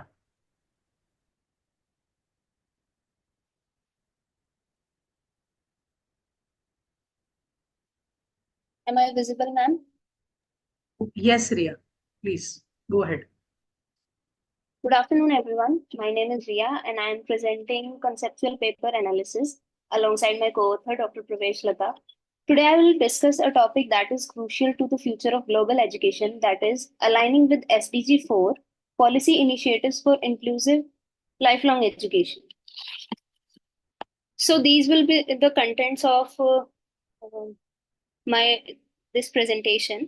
I'll discuss one by one. So first of all, I start with introduction.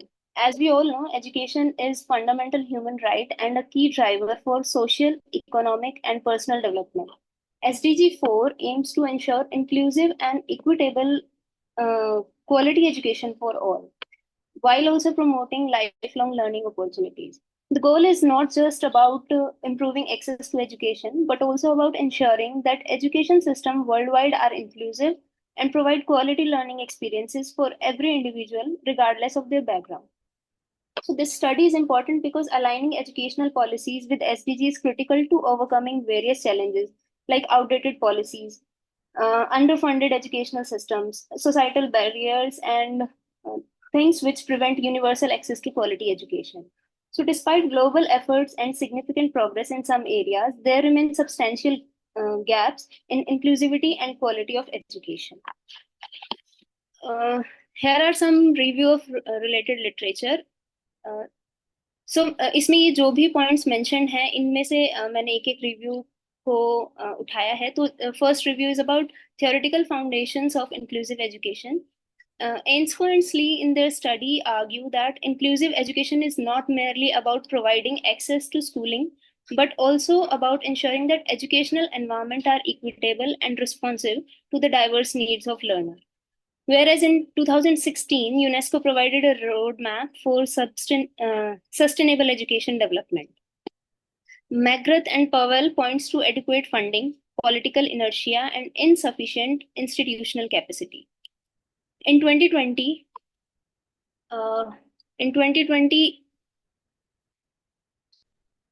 UNESCO highlights the importance of multi-stakeholder collaboration. Anhalter points to address the needs adequately. So, what are the theoretical foundation of SDG 4, inclusivity and equity in education?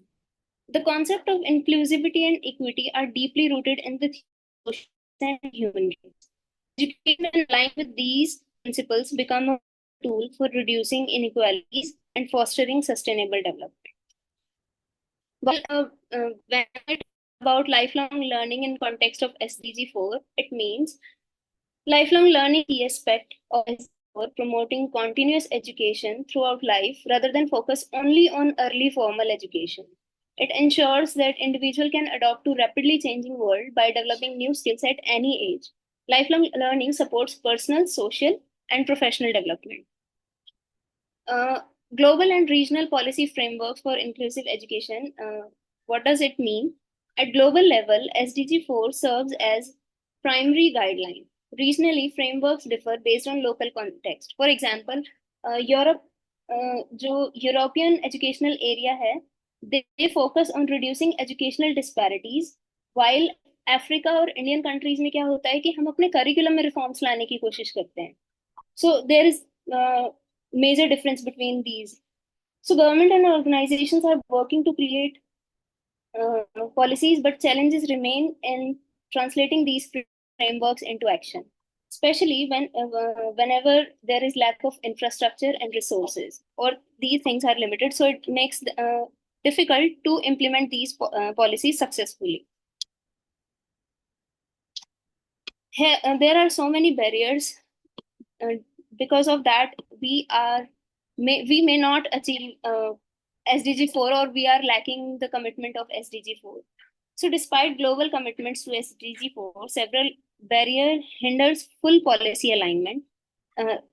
First of all, there is structural barrier. What it means, rural areas, likewise, युक्ति ma'am ने भी जैसे हमें समझाया था कि inclusive education की बात करते करते हम स्पेशल एजुकेशन को भूल रहे हैं, और रूरल एरियाज में आज भी बहुत बच्चे ऐसे हैं जो प्रॉपरली एजुकेशन को एक्सेस नहीं कर पा रहे हैं. तो यहाँ पे स्ट्रक्चरल बैरियर की बात हो रही है. सो सेकंड, अगर मैं बात करूँ फाइनेंशियल बैरियर की, तो कोठारी कमीशन 1964-66 में रिकमेंड किया था कि कंट्री की 6% जीडीपी हम एजुकेशन को दें. बट रियलिटी ये है कि अभी जो चाहे वो सेंट्रल गवर्नमेंट है या स्टेट गवर्नमेंट है, वो 3% से भी कम जीडीपी जो है वो अपने एजुकेशन पे लगा रहे हैं. तो ये आज की रियलिटी है. तो फाइनेंशियल बैरियर आज भी कहीं ना कहीं स्टैंड करता ही है. और जब सुबह इनॉग्रल सेशन हुआ था तो उसमें प्रोफेसर यूजीन ने भी ये पॉइंट किया था कि फाइनेंशियल बैरियर जो है जिसकी वजह से हम इनको, जो हमारे सस्टेनेबल डेवलपमेंट गोल्स हैं स्पेसिफिकली इन एजुकेशन, उसको हम अचीव नहीं कर पा रहे. Socio-cultural barrier is also another factor which limit access to education for marginalized group. As I am from Haryana, so I have seen rural areas में यहाँ पे लड़कियां क्या करती हैं कि बिल्कुल छोटे छोटे गांवों की लड़कियां, उनको सिर्फ एजुकेशन इसलिए गेन करना है क्योंकि मतलब ग्रेजुएशन हो जाएगी तो अच्छी जगह शादी हो जाएगी. That is their only goal. So ये जो थॉट प्रोसेस है इसको भी चेंज करने की बहुत ज्यादा जरूरत है. And political barrier. So political barrier तो है ही क्योंकि फंडिंग हमें गवर्नमेंट से होनी है. थॉट प्रोसेस उनका कैसा है बहुत मैटर करता है. So there are so many things which affect which are still barrier for to policies alignment with SDG 4.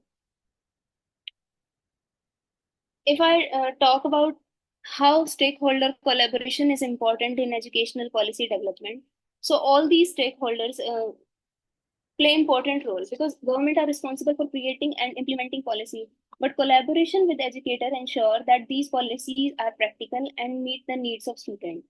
Civil societies and organizations advocate for marginalized communities. International organizations like UNESCO provide guidelines and frameworks, while private sector partnerships bring resources and innovative solutions. So successful policy development relies on open dialogue and shared responsibility among all the stakeholders. Here are some recommendations for strengthening alignment with SDG 4.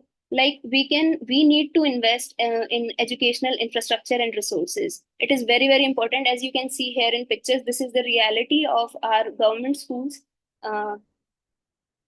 Government is trying to improve it, but we are in 2024 and still this is the condition of the schools.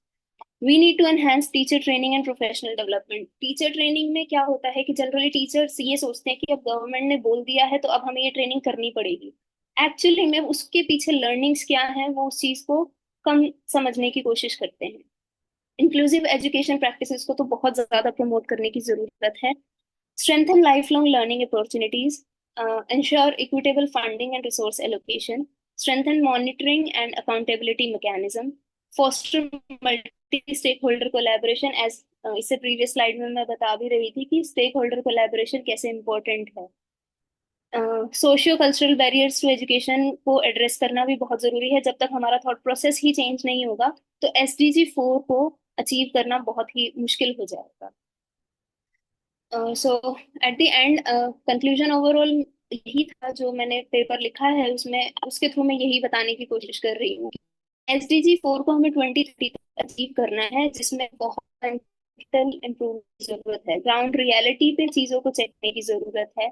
जो भी हम policies बना रहे हैं उसको एक बार rethink किया जाए, रीडिजाइन किया जाए और उसके इम्प्लीमेंटेशन पे वर्क किया जाए. पॉलिसीज आ रही हैं पर इम्प्लीमेंटेशन पे उतना वर्क नहीं हो रहा है.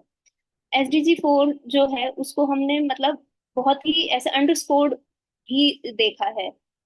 आज के टाइम में वर्ल्ड इतना रैपिडली चेंज हो रहा है कि पहले टेक्नोलॉजिकल एडवांसमेंट आया, साथ साथ AI आ गया, तो हम उसके साथ कितना जल्दी अपनी एजुकेशन को कोलैबोरेट कर पा रहे हैं. एंड ऑल्सो जो स्टेक होल्डर्स का कोलैबोरेशन है उस पर कॉन्टिन्यूस मॉनिटरिंग एंड इवेल्युएशन होता रहे तो पता चलता रहेगा कि कहाँ क्या प्रॉब्लम्स है और उसमें साथ साथ कैसे कैसे चेंजेस लाए जा सकते हैं. So thank you everyone. Thank you, Ria, for providing us with crucial information. So, last but not the least, I request Dr. Isha Bharadwaj, Associate Professor, IMS, Ghaziabad, UP, India, and Dr. Pradeep Bharadwaj, Professor, Light Business School, Greater Noida, to present their paper on Inclusive Education in India, a comprehensive analysis of NEP 2020 and its challenges.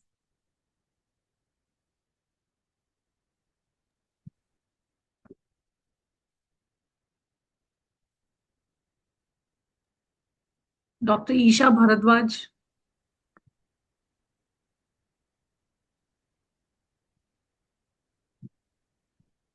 She's here. Dr. Isha, can you hear us?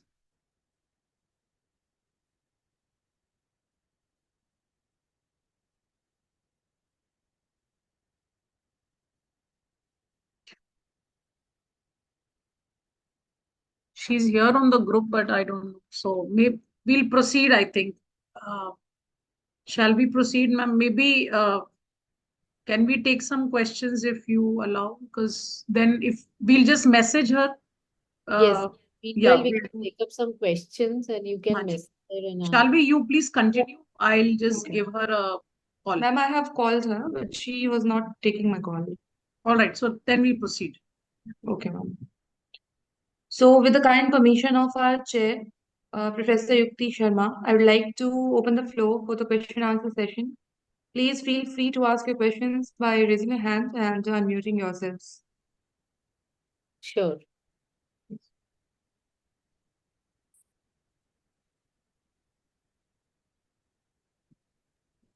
So if anybody has a question, you can unmute, raise your hand. We'll call your name. You can unmute and then you can ask your question. or any suggestions as the chair and the co-chair are mentioning?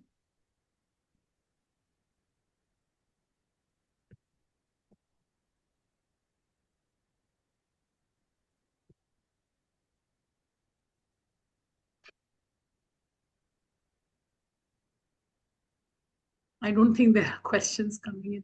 Okay, if Dr. Puneet can ask, or I can ask some questions Yes. quick questions, because we have limited time. Dr. Puneet, would you like to first? No, ma'am, I think I'll go with you. You can ask the questions, ma'am. I'll just give as you are giving the questions for the session, maybe I'll just give my inputs of what I felt about the Right. that thing. In your address. That's right. Right. Yes. Right. So there is a question in the chat box, I think. If you Yes, there is a question by Anita, Dr. Anita. No, Anita Shah. So you can unmute and ask, is this is to which speaker or to whom is this question addressed, Anita?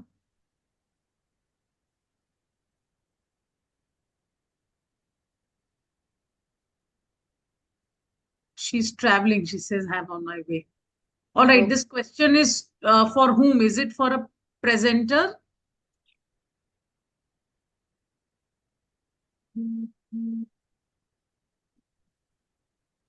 I think she just generally wants to understand how to balance the two. So maybe Yukti ma'am. Okay. So I think we can, considering the limitation of time, we can go ahead with if there are no questions as such, Professor Tanya, we can go ahead with the next. Yes, yes. Okay, right, ma'am. So shall we kindly continue, please? Okay, ma'am.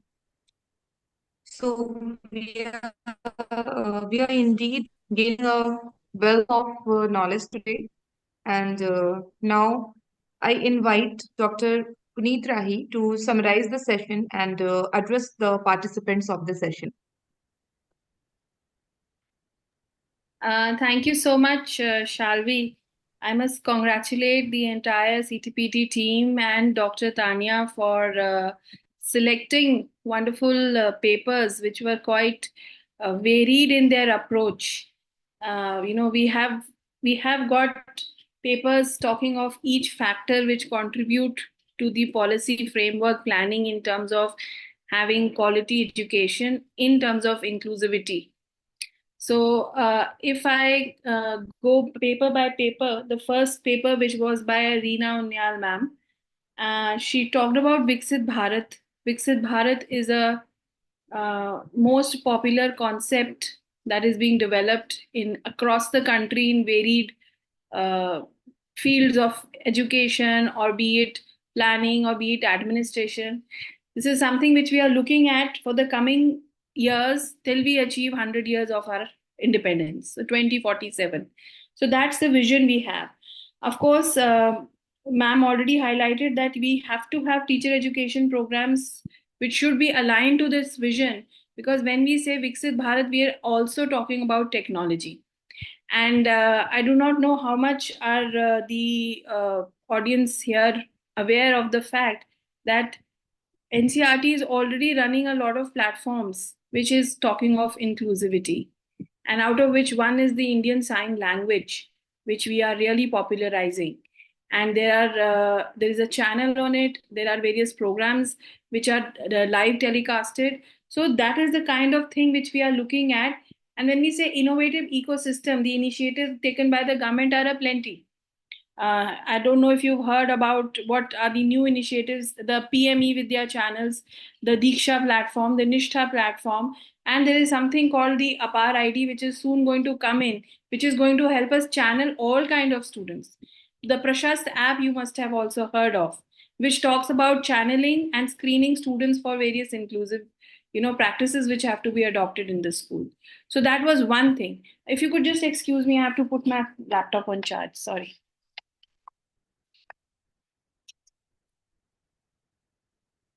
The second paper was by Mr. M.R. Ramesh. Though he gave us quite a lot of insight about how research can be used, he talked about the provisions which are being made, the potential challenges, about resource constraints and resistance to change.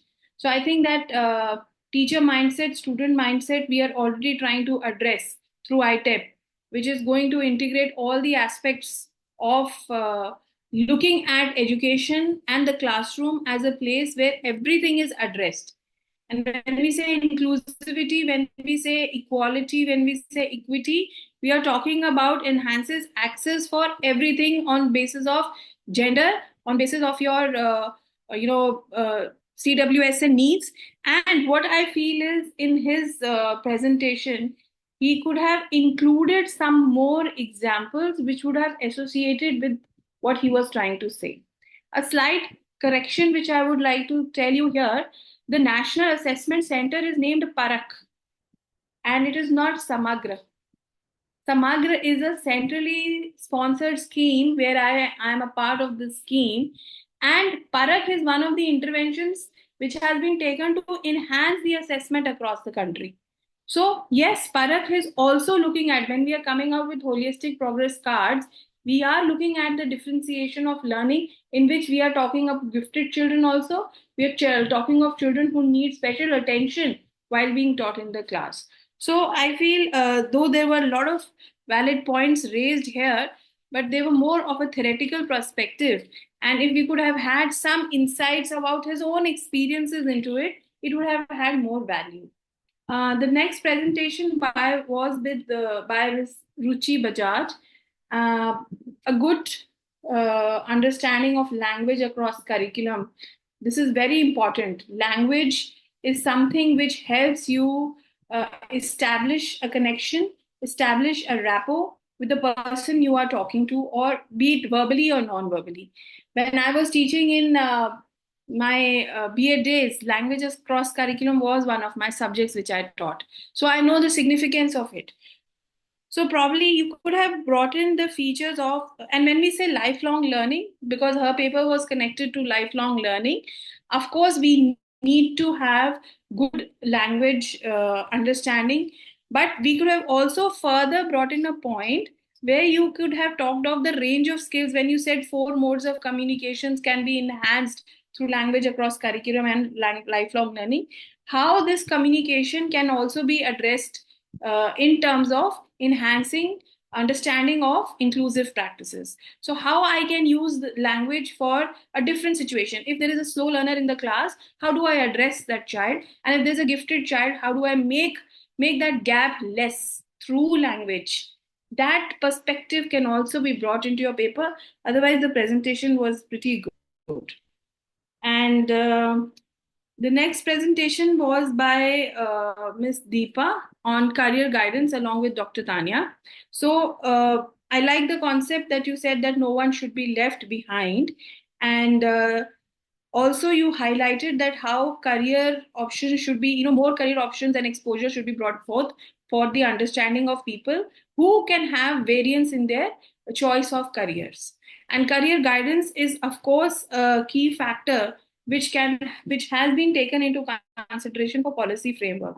I do not know how much is our audience aware of it, but on 29 July this year itself, the Government of India, Ministry of Education, has released a 500 job cards which talk about career and which talk about the kind of skills which are required for a given career. So those job cards can be easily used by the teachers in the classroom.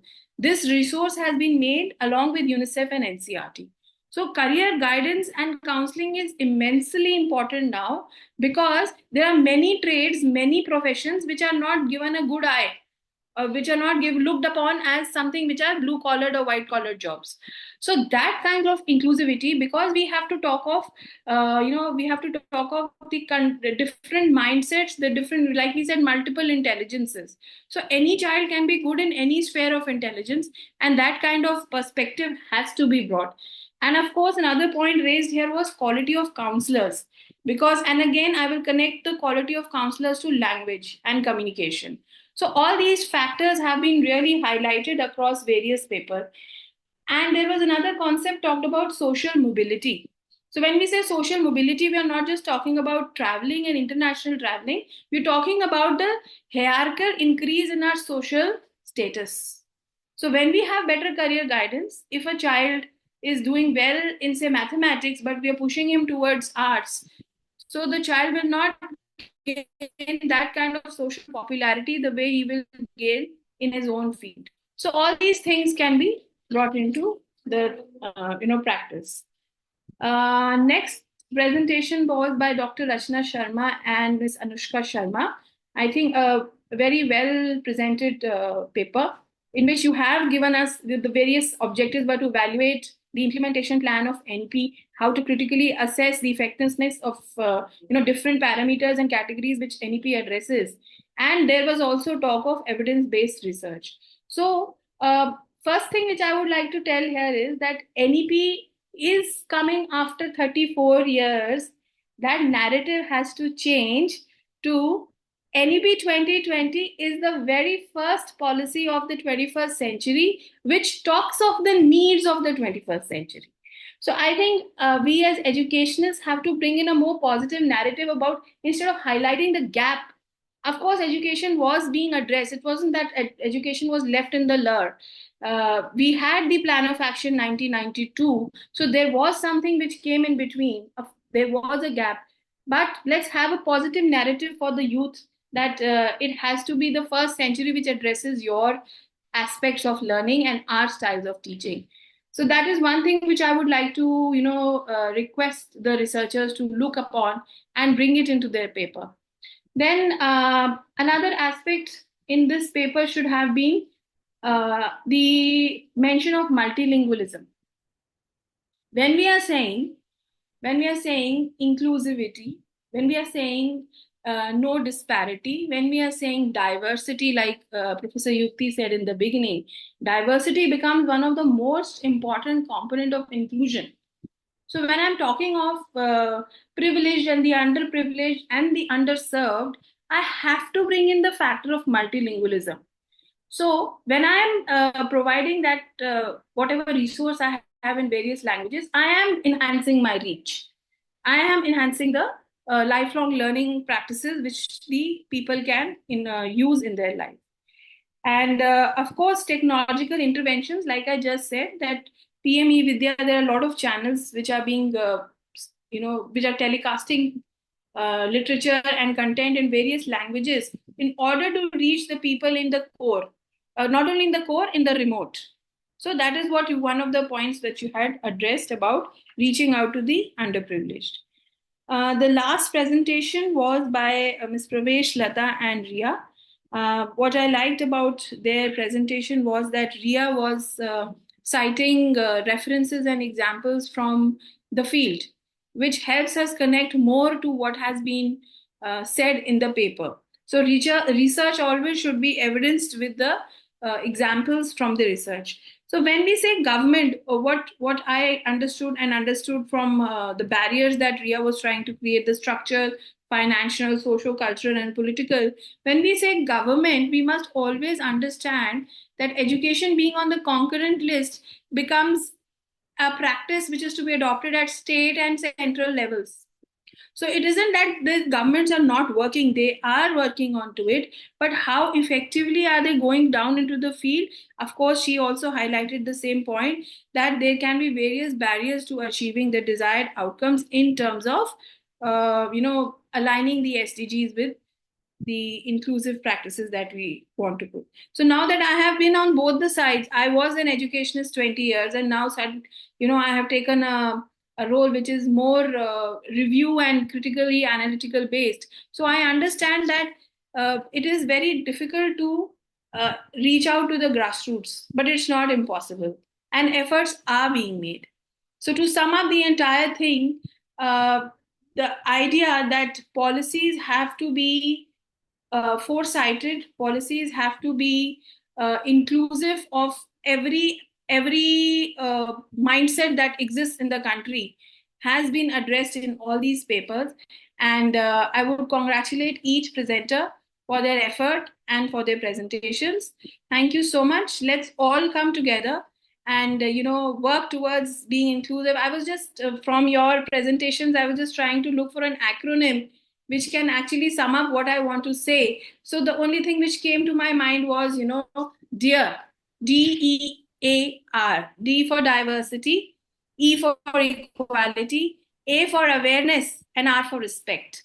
So if we have these four things in our community, for anyone, whether it is a person who is achieving success or a person who is falling down their life due to personal and professional reasons, we need to have that dearness quotient, that compassion, that mindful practice, that no matter how my child is, he or she is my student. No matter what kind of a teacher I am, it is also for teacher educators. I am very, very passionate. Even Dr. Tanya knows how passionate I am about teacher education. So I tell everybody when I meet teachers, teacher trainees, that you as teacher trainees or you as teacher educators have a big onus on you. Because if you as teachers will hold hands as one community and we move forward, nothing on this earth can stop us from establishing excellent educational practices. So with that, I thank Dr. Tanya and I thank each presenter for bringing in such wonderful views. And I hand over to Professor Yukti ma'am to please conclude this session. Thank you. So I think maybe Shalvi will invite ma'am. Thank you, Puneet. Thank you so much. Shalvi. Thank you, ma'am. Your insights have been profound and shall serve as a guiding force to all. And we eagerly await insights and reflections on the proceedings of this session. May I invite Professor Yukti Sharma for the closing remarks. Welcome, ma'am. Thank you. Thank you, Dr. Shalvi. So I really appreciate the way Dr. Puneet Rai has given insights about each of your papers. And I totally agree with her related to each and every point that she has shared. There were certain suggestions also for the papers. So I won't repeat the entire thing. To begin the closing, I would like to join Dr. Puneet in, congratulating the presenters and the organizing committee for bringing in these papers, which, as Dr. Puneet said, are from very diverse aspects of the policy. Somewhere, somebody is talking about language across curriculum. Then there is a paper on guidance and counseling and linking it to inclusion, and then also taking the policy perspective. Then there was a paper where they are reviewing the researches related to implementation of the policy. Then there is a paper which is, if I can see from my notes, which is on research and innovation and trying to be linked with equitable, education. So each and every paper was coming from a different aspect. And kind of when I was listening to all of you, it was like I have to switch myself now to a different aspect, which is very different from what we heard from the presenter who presented before you.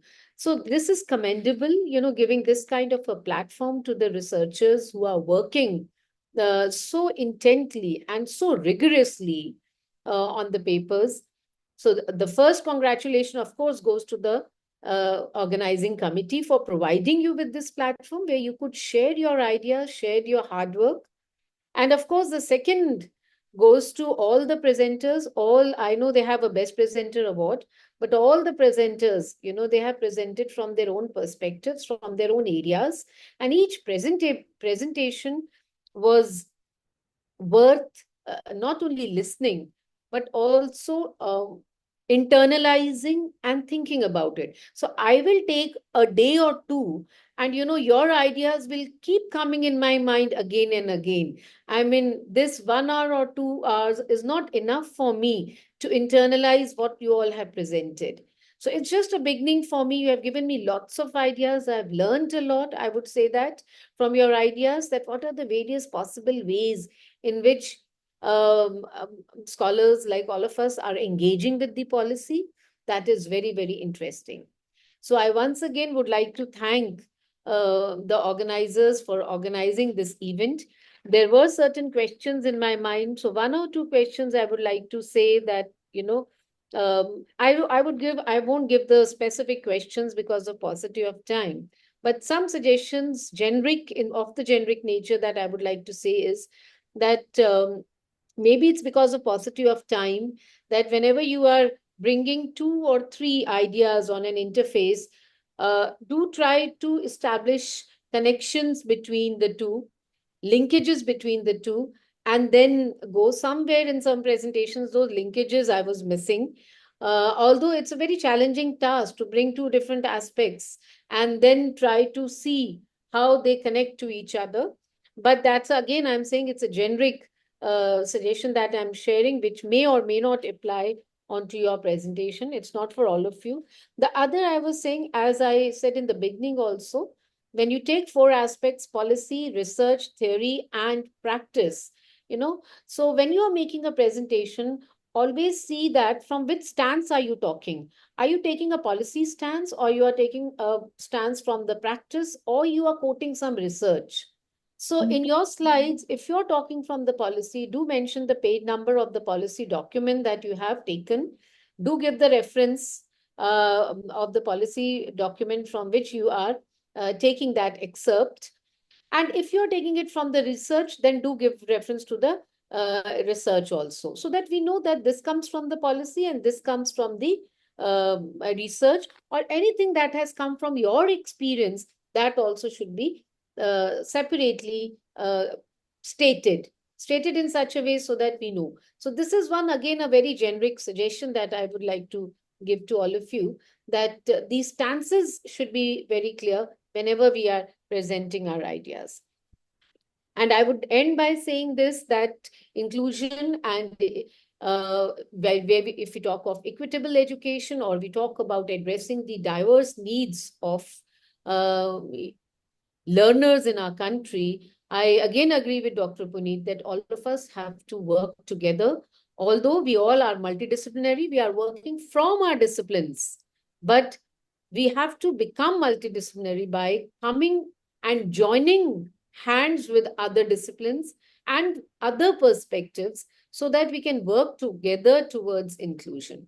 And I too agree with the acronym given by Dr. Puneet, DEAR. So this is the first step that we can bring towards inclusion, is if we can bring a change in our thinking, in our attitude towards others in our community, others in our society, automatically, the first step is taken. So once again, thank you very much, and many congratulations to each and every presenter in this session.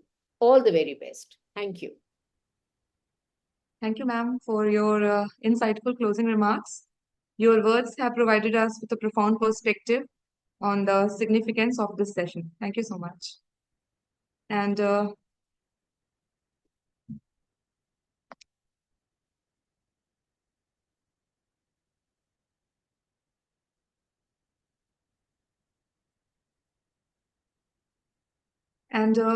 kindly accept as a token of gratitude from the organizers of the conference this virtual memento.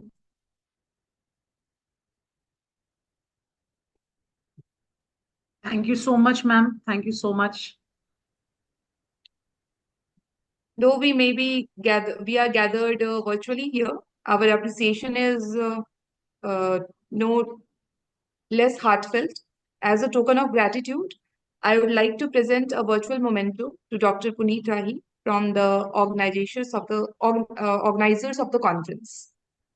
Thank you, Dr. Puneet. Thank you so much. Always a pleasure hearing you and Yukti, ma'am. Thank you so much. Thank you for this opportunity of coming to this platform and interacting with such stalwarts and thinkers. Thank you so much. Thank you, ma'am. And as we approach the conclusion of today's technical session, we have a special moment to acknowledge the outstanding contribution of Professor Dr. Tanya Gupta. I think we can run through that, ma'am. That's okay. Thank you so much. We can go to our co-conveners. Okay, ma'am. This is a special And feature. We try to have some mementos for our co-conveners also. So maybe we can do it for our co-conveners. Shall we? Can we move ahead? yes, ma'am. So we want to take a moment to honor our exception, honor your exceptional contributions as the co-convener of track 4.1, and we are deeply grateful for your support. Thank you, Dr. Rachna. Ma'am, next. And yes, ma'am. We'd like to take a moment to recognize our esteemed co-convener, Dr. Pravesh Lata. Thank you, Dr. Your Parvez. support and Thank you dedication so much, madam. have Thank been you so much, invaluable. madam. It's really a great journey with you. So let me do this. I would like to present. Shall we? You move the slide. Yes. We had to present you also a memento. She's moved it away. Thank you so much. So anyway, since she's removed it, thank you, Shalvi, Thank you, ma'am. for a wonderful session, and that's a small little token of love from CTPD to you. Thank you. Thank you so much. Continue, Shalvi. We need to close. So, as we prepare to draw the curtains on this enlightening technical session, Ctpdcon Era 2024, Track 4.1, it's my pleasure to invite a distinguished individual among us to express our collective gratitude and appreciation for the valuable insights we have gained today. Now, I'd like to invite co-convener of the track, Dr. Pravesh Lata. We would be honored if you could deliver the vote of thanks and expression of gratitude to the speakers and participants and summarize the essence of this session. Please, ma'am. Thank you so much, Shalvi. I, Dr. Parvesh Lata, Associate Professor and Head, Department of Education, GD Goenka University, feel privileged to deliver the vote of thanks for track 4.1 on the policy framework for quality inclusive education. First of all, I extend my heartfelt gratitude and special thank you to our respective session chair, Professor Yukti Sharma, Professor, Department of Education, Joint Director, Institute of Lifelong Learning, University of Delhi, and co-chair, respected Dr. Puneet Rahi, Principal Chief Consultant, Samagra Shiksha DSG, Department of School Education and Literacy, Ministry of Education, Government of India, for your invaluable contribution and leadership, and your expertise and commitment to education are truly inspiring. I would like to thank Professor Yukti Sharma that you have focused upon the more four aspects, that is policy, theory, and practice and research. How NEP 2020 is focusing on integration of all these. Till now, there is no policy came except this NEP 2020, which is focusing on all these four aspects. You have told us that important change is the way policy has talked about the diversity. All of us are not same, we are different, so we need to understand that what kind of diversity is among the humankind, so that policy that need to be crisp so that people can work effectively. You talked about the multiple dimension that need to be understood, and implementation of policy is the another challenge. So inclusive, we are leaving behind special education, so you have focused upon these four aspects. Now, I would like to summarize the points of Dr. Puneet Rahi, that how you have given the suggestions to all our distinguished participants. That first you have talked about that technological intervention, where you have focused upon the various initiative taken by the NCE with Diksha, Nishtha, and Prashas you have told about, and these all are the, because I am also from the field of digital technology, so as I was eagerly listening that what you were saying. Parak you had told about, and the quality of counselor, and these type of the thoughts which you have given to the participants to give to add some of the suggestive points in their presentations. Technological implementation examples of research you have given. So how can we think about the to remove all these barriers? No doubt barriers are there. So thank you for your invaluable contribution and the valuable point which you have given to us. Professor Tanya Gupta already have given the honor to moderator of our session. Ms. Shalvi, Assistant Professor, School of Education, K.R. Mangalam University. So your exceptional contribution as the moderator for expertly guiding our session and facilitating insightful discussion is highly appreciated. So you also accept as a token of gratitude from the organizer of the conference, the virtual momentum which you have shown. So you please accept this from our side. Now, I would like to acknowledge the effort of our co-convener, Dr. Rachna Sharma, Associate Professor, KIIT College and Track Convener, Professor Tanya Gupta, Dean School of Education, Humanities and Social Sciences, K.R. Mangalam University. Your hard work and dedication have played a crucial role in the success of this track. You're continuously working day and night. So it's really commendable job you have done, ma'am and Dr. Rachna. To all participants, all our distinguished participants, thank you for sharing your insight and perspective. And your engagement has enriched our discussions and highlighted the importance of inclusive education policies. So let us carry forward the knowledge and ideas which have exchanged today as we strive for a better future for education. Thank you all once again for your presence and participation. Thank you. Over to you, Ms. Shalvi, to further lead the session. Thank you, ma'am. Thank you so much for a wonderful vote of thanks. And now there is an announcement. First of all, thank you for attending our session. And we hope you found the information valuable and the experience engaging.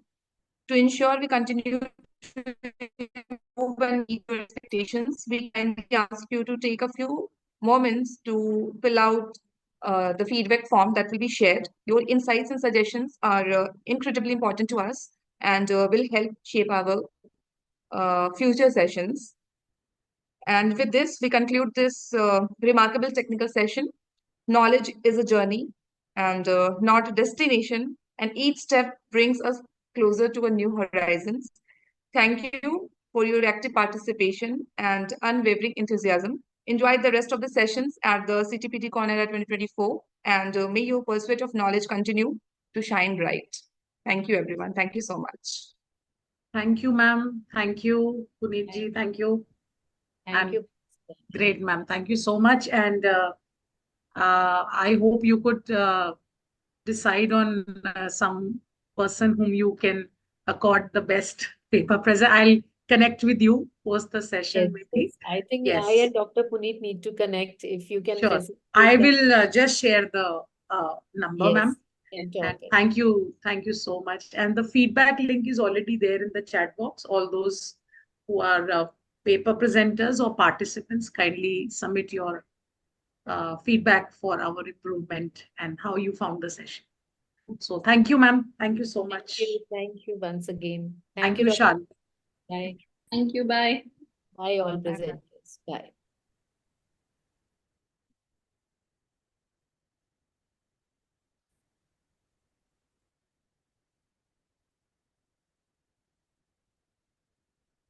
So participants, please fill the feedback form. And it is also requested all the participants of 4.1, you are free now after your paper presentation. Please have your evening tea and join to hear track 4.2, where we will talk about pedagogy now. We will move from policy to pedagogy, as Parvez ji was also saying. Policy ki baat hogi, abhi let's come to the praxis part. So please join session 4.2, which we will start sharp at 5 p.m. Thank you so much. We will end the meeting now. If you have filled the feedback form, you can exit. Ma'am, shall I stop with the recording? Yes, I think we can, ma'am. Okay. We can.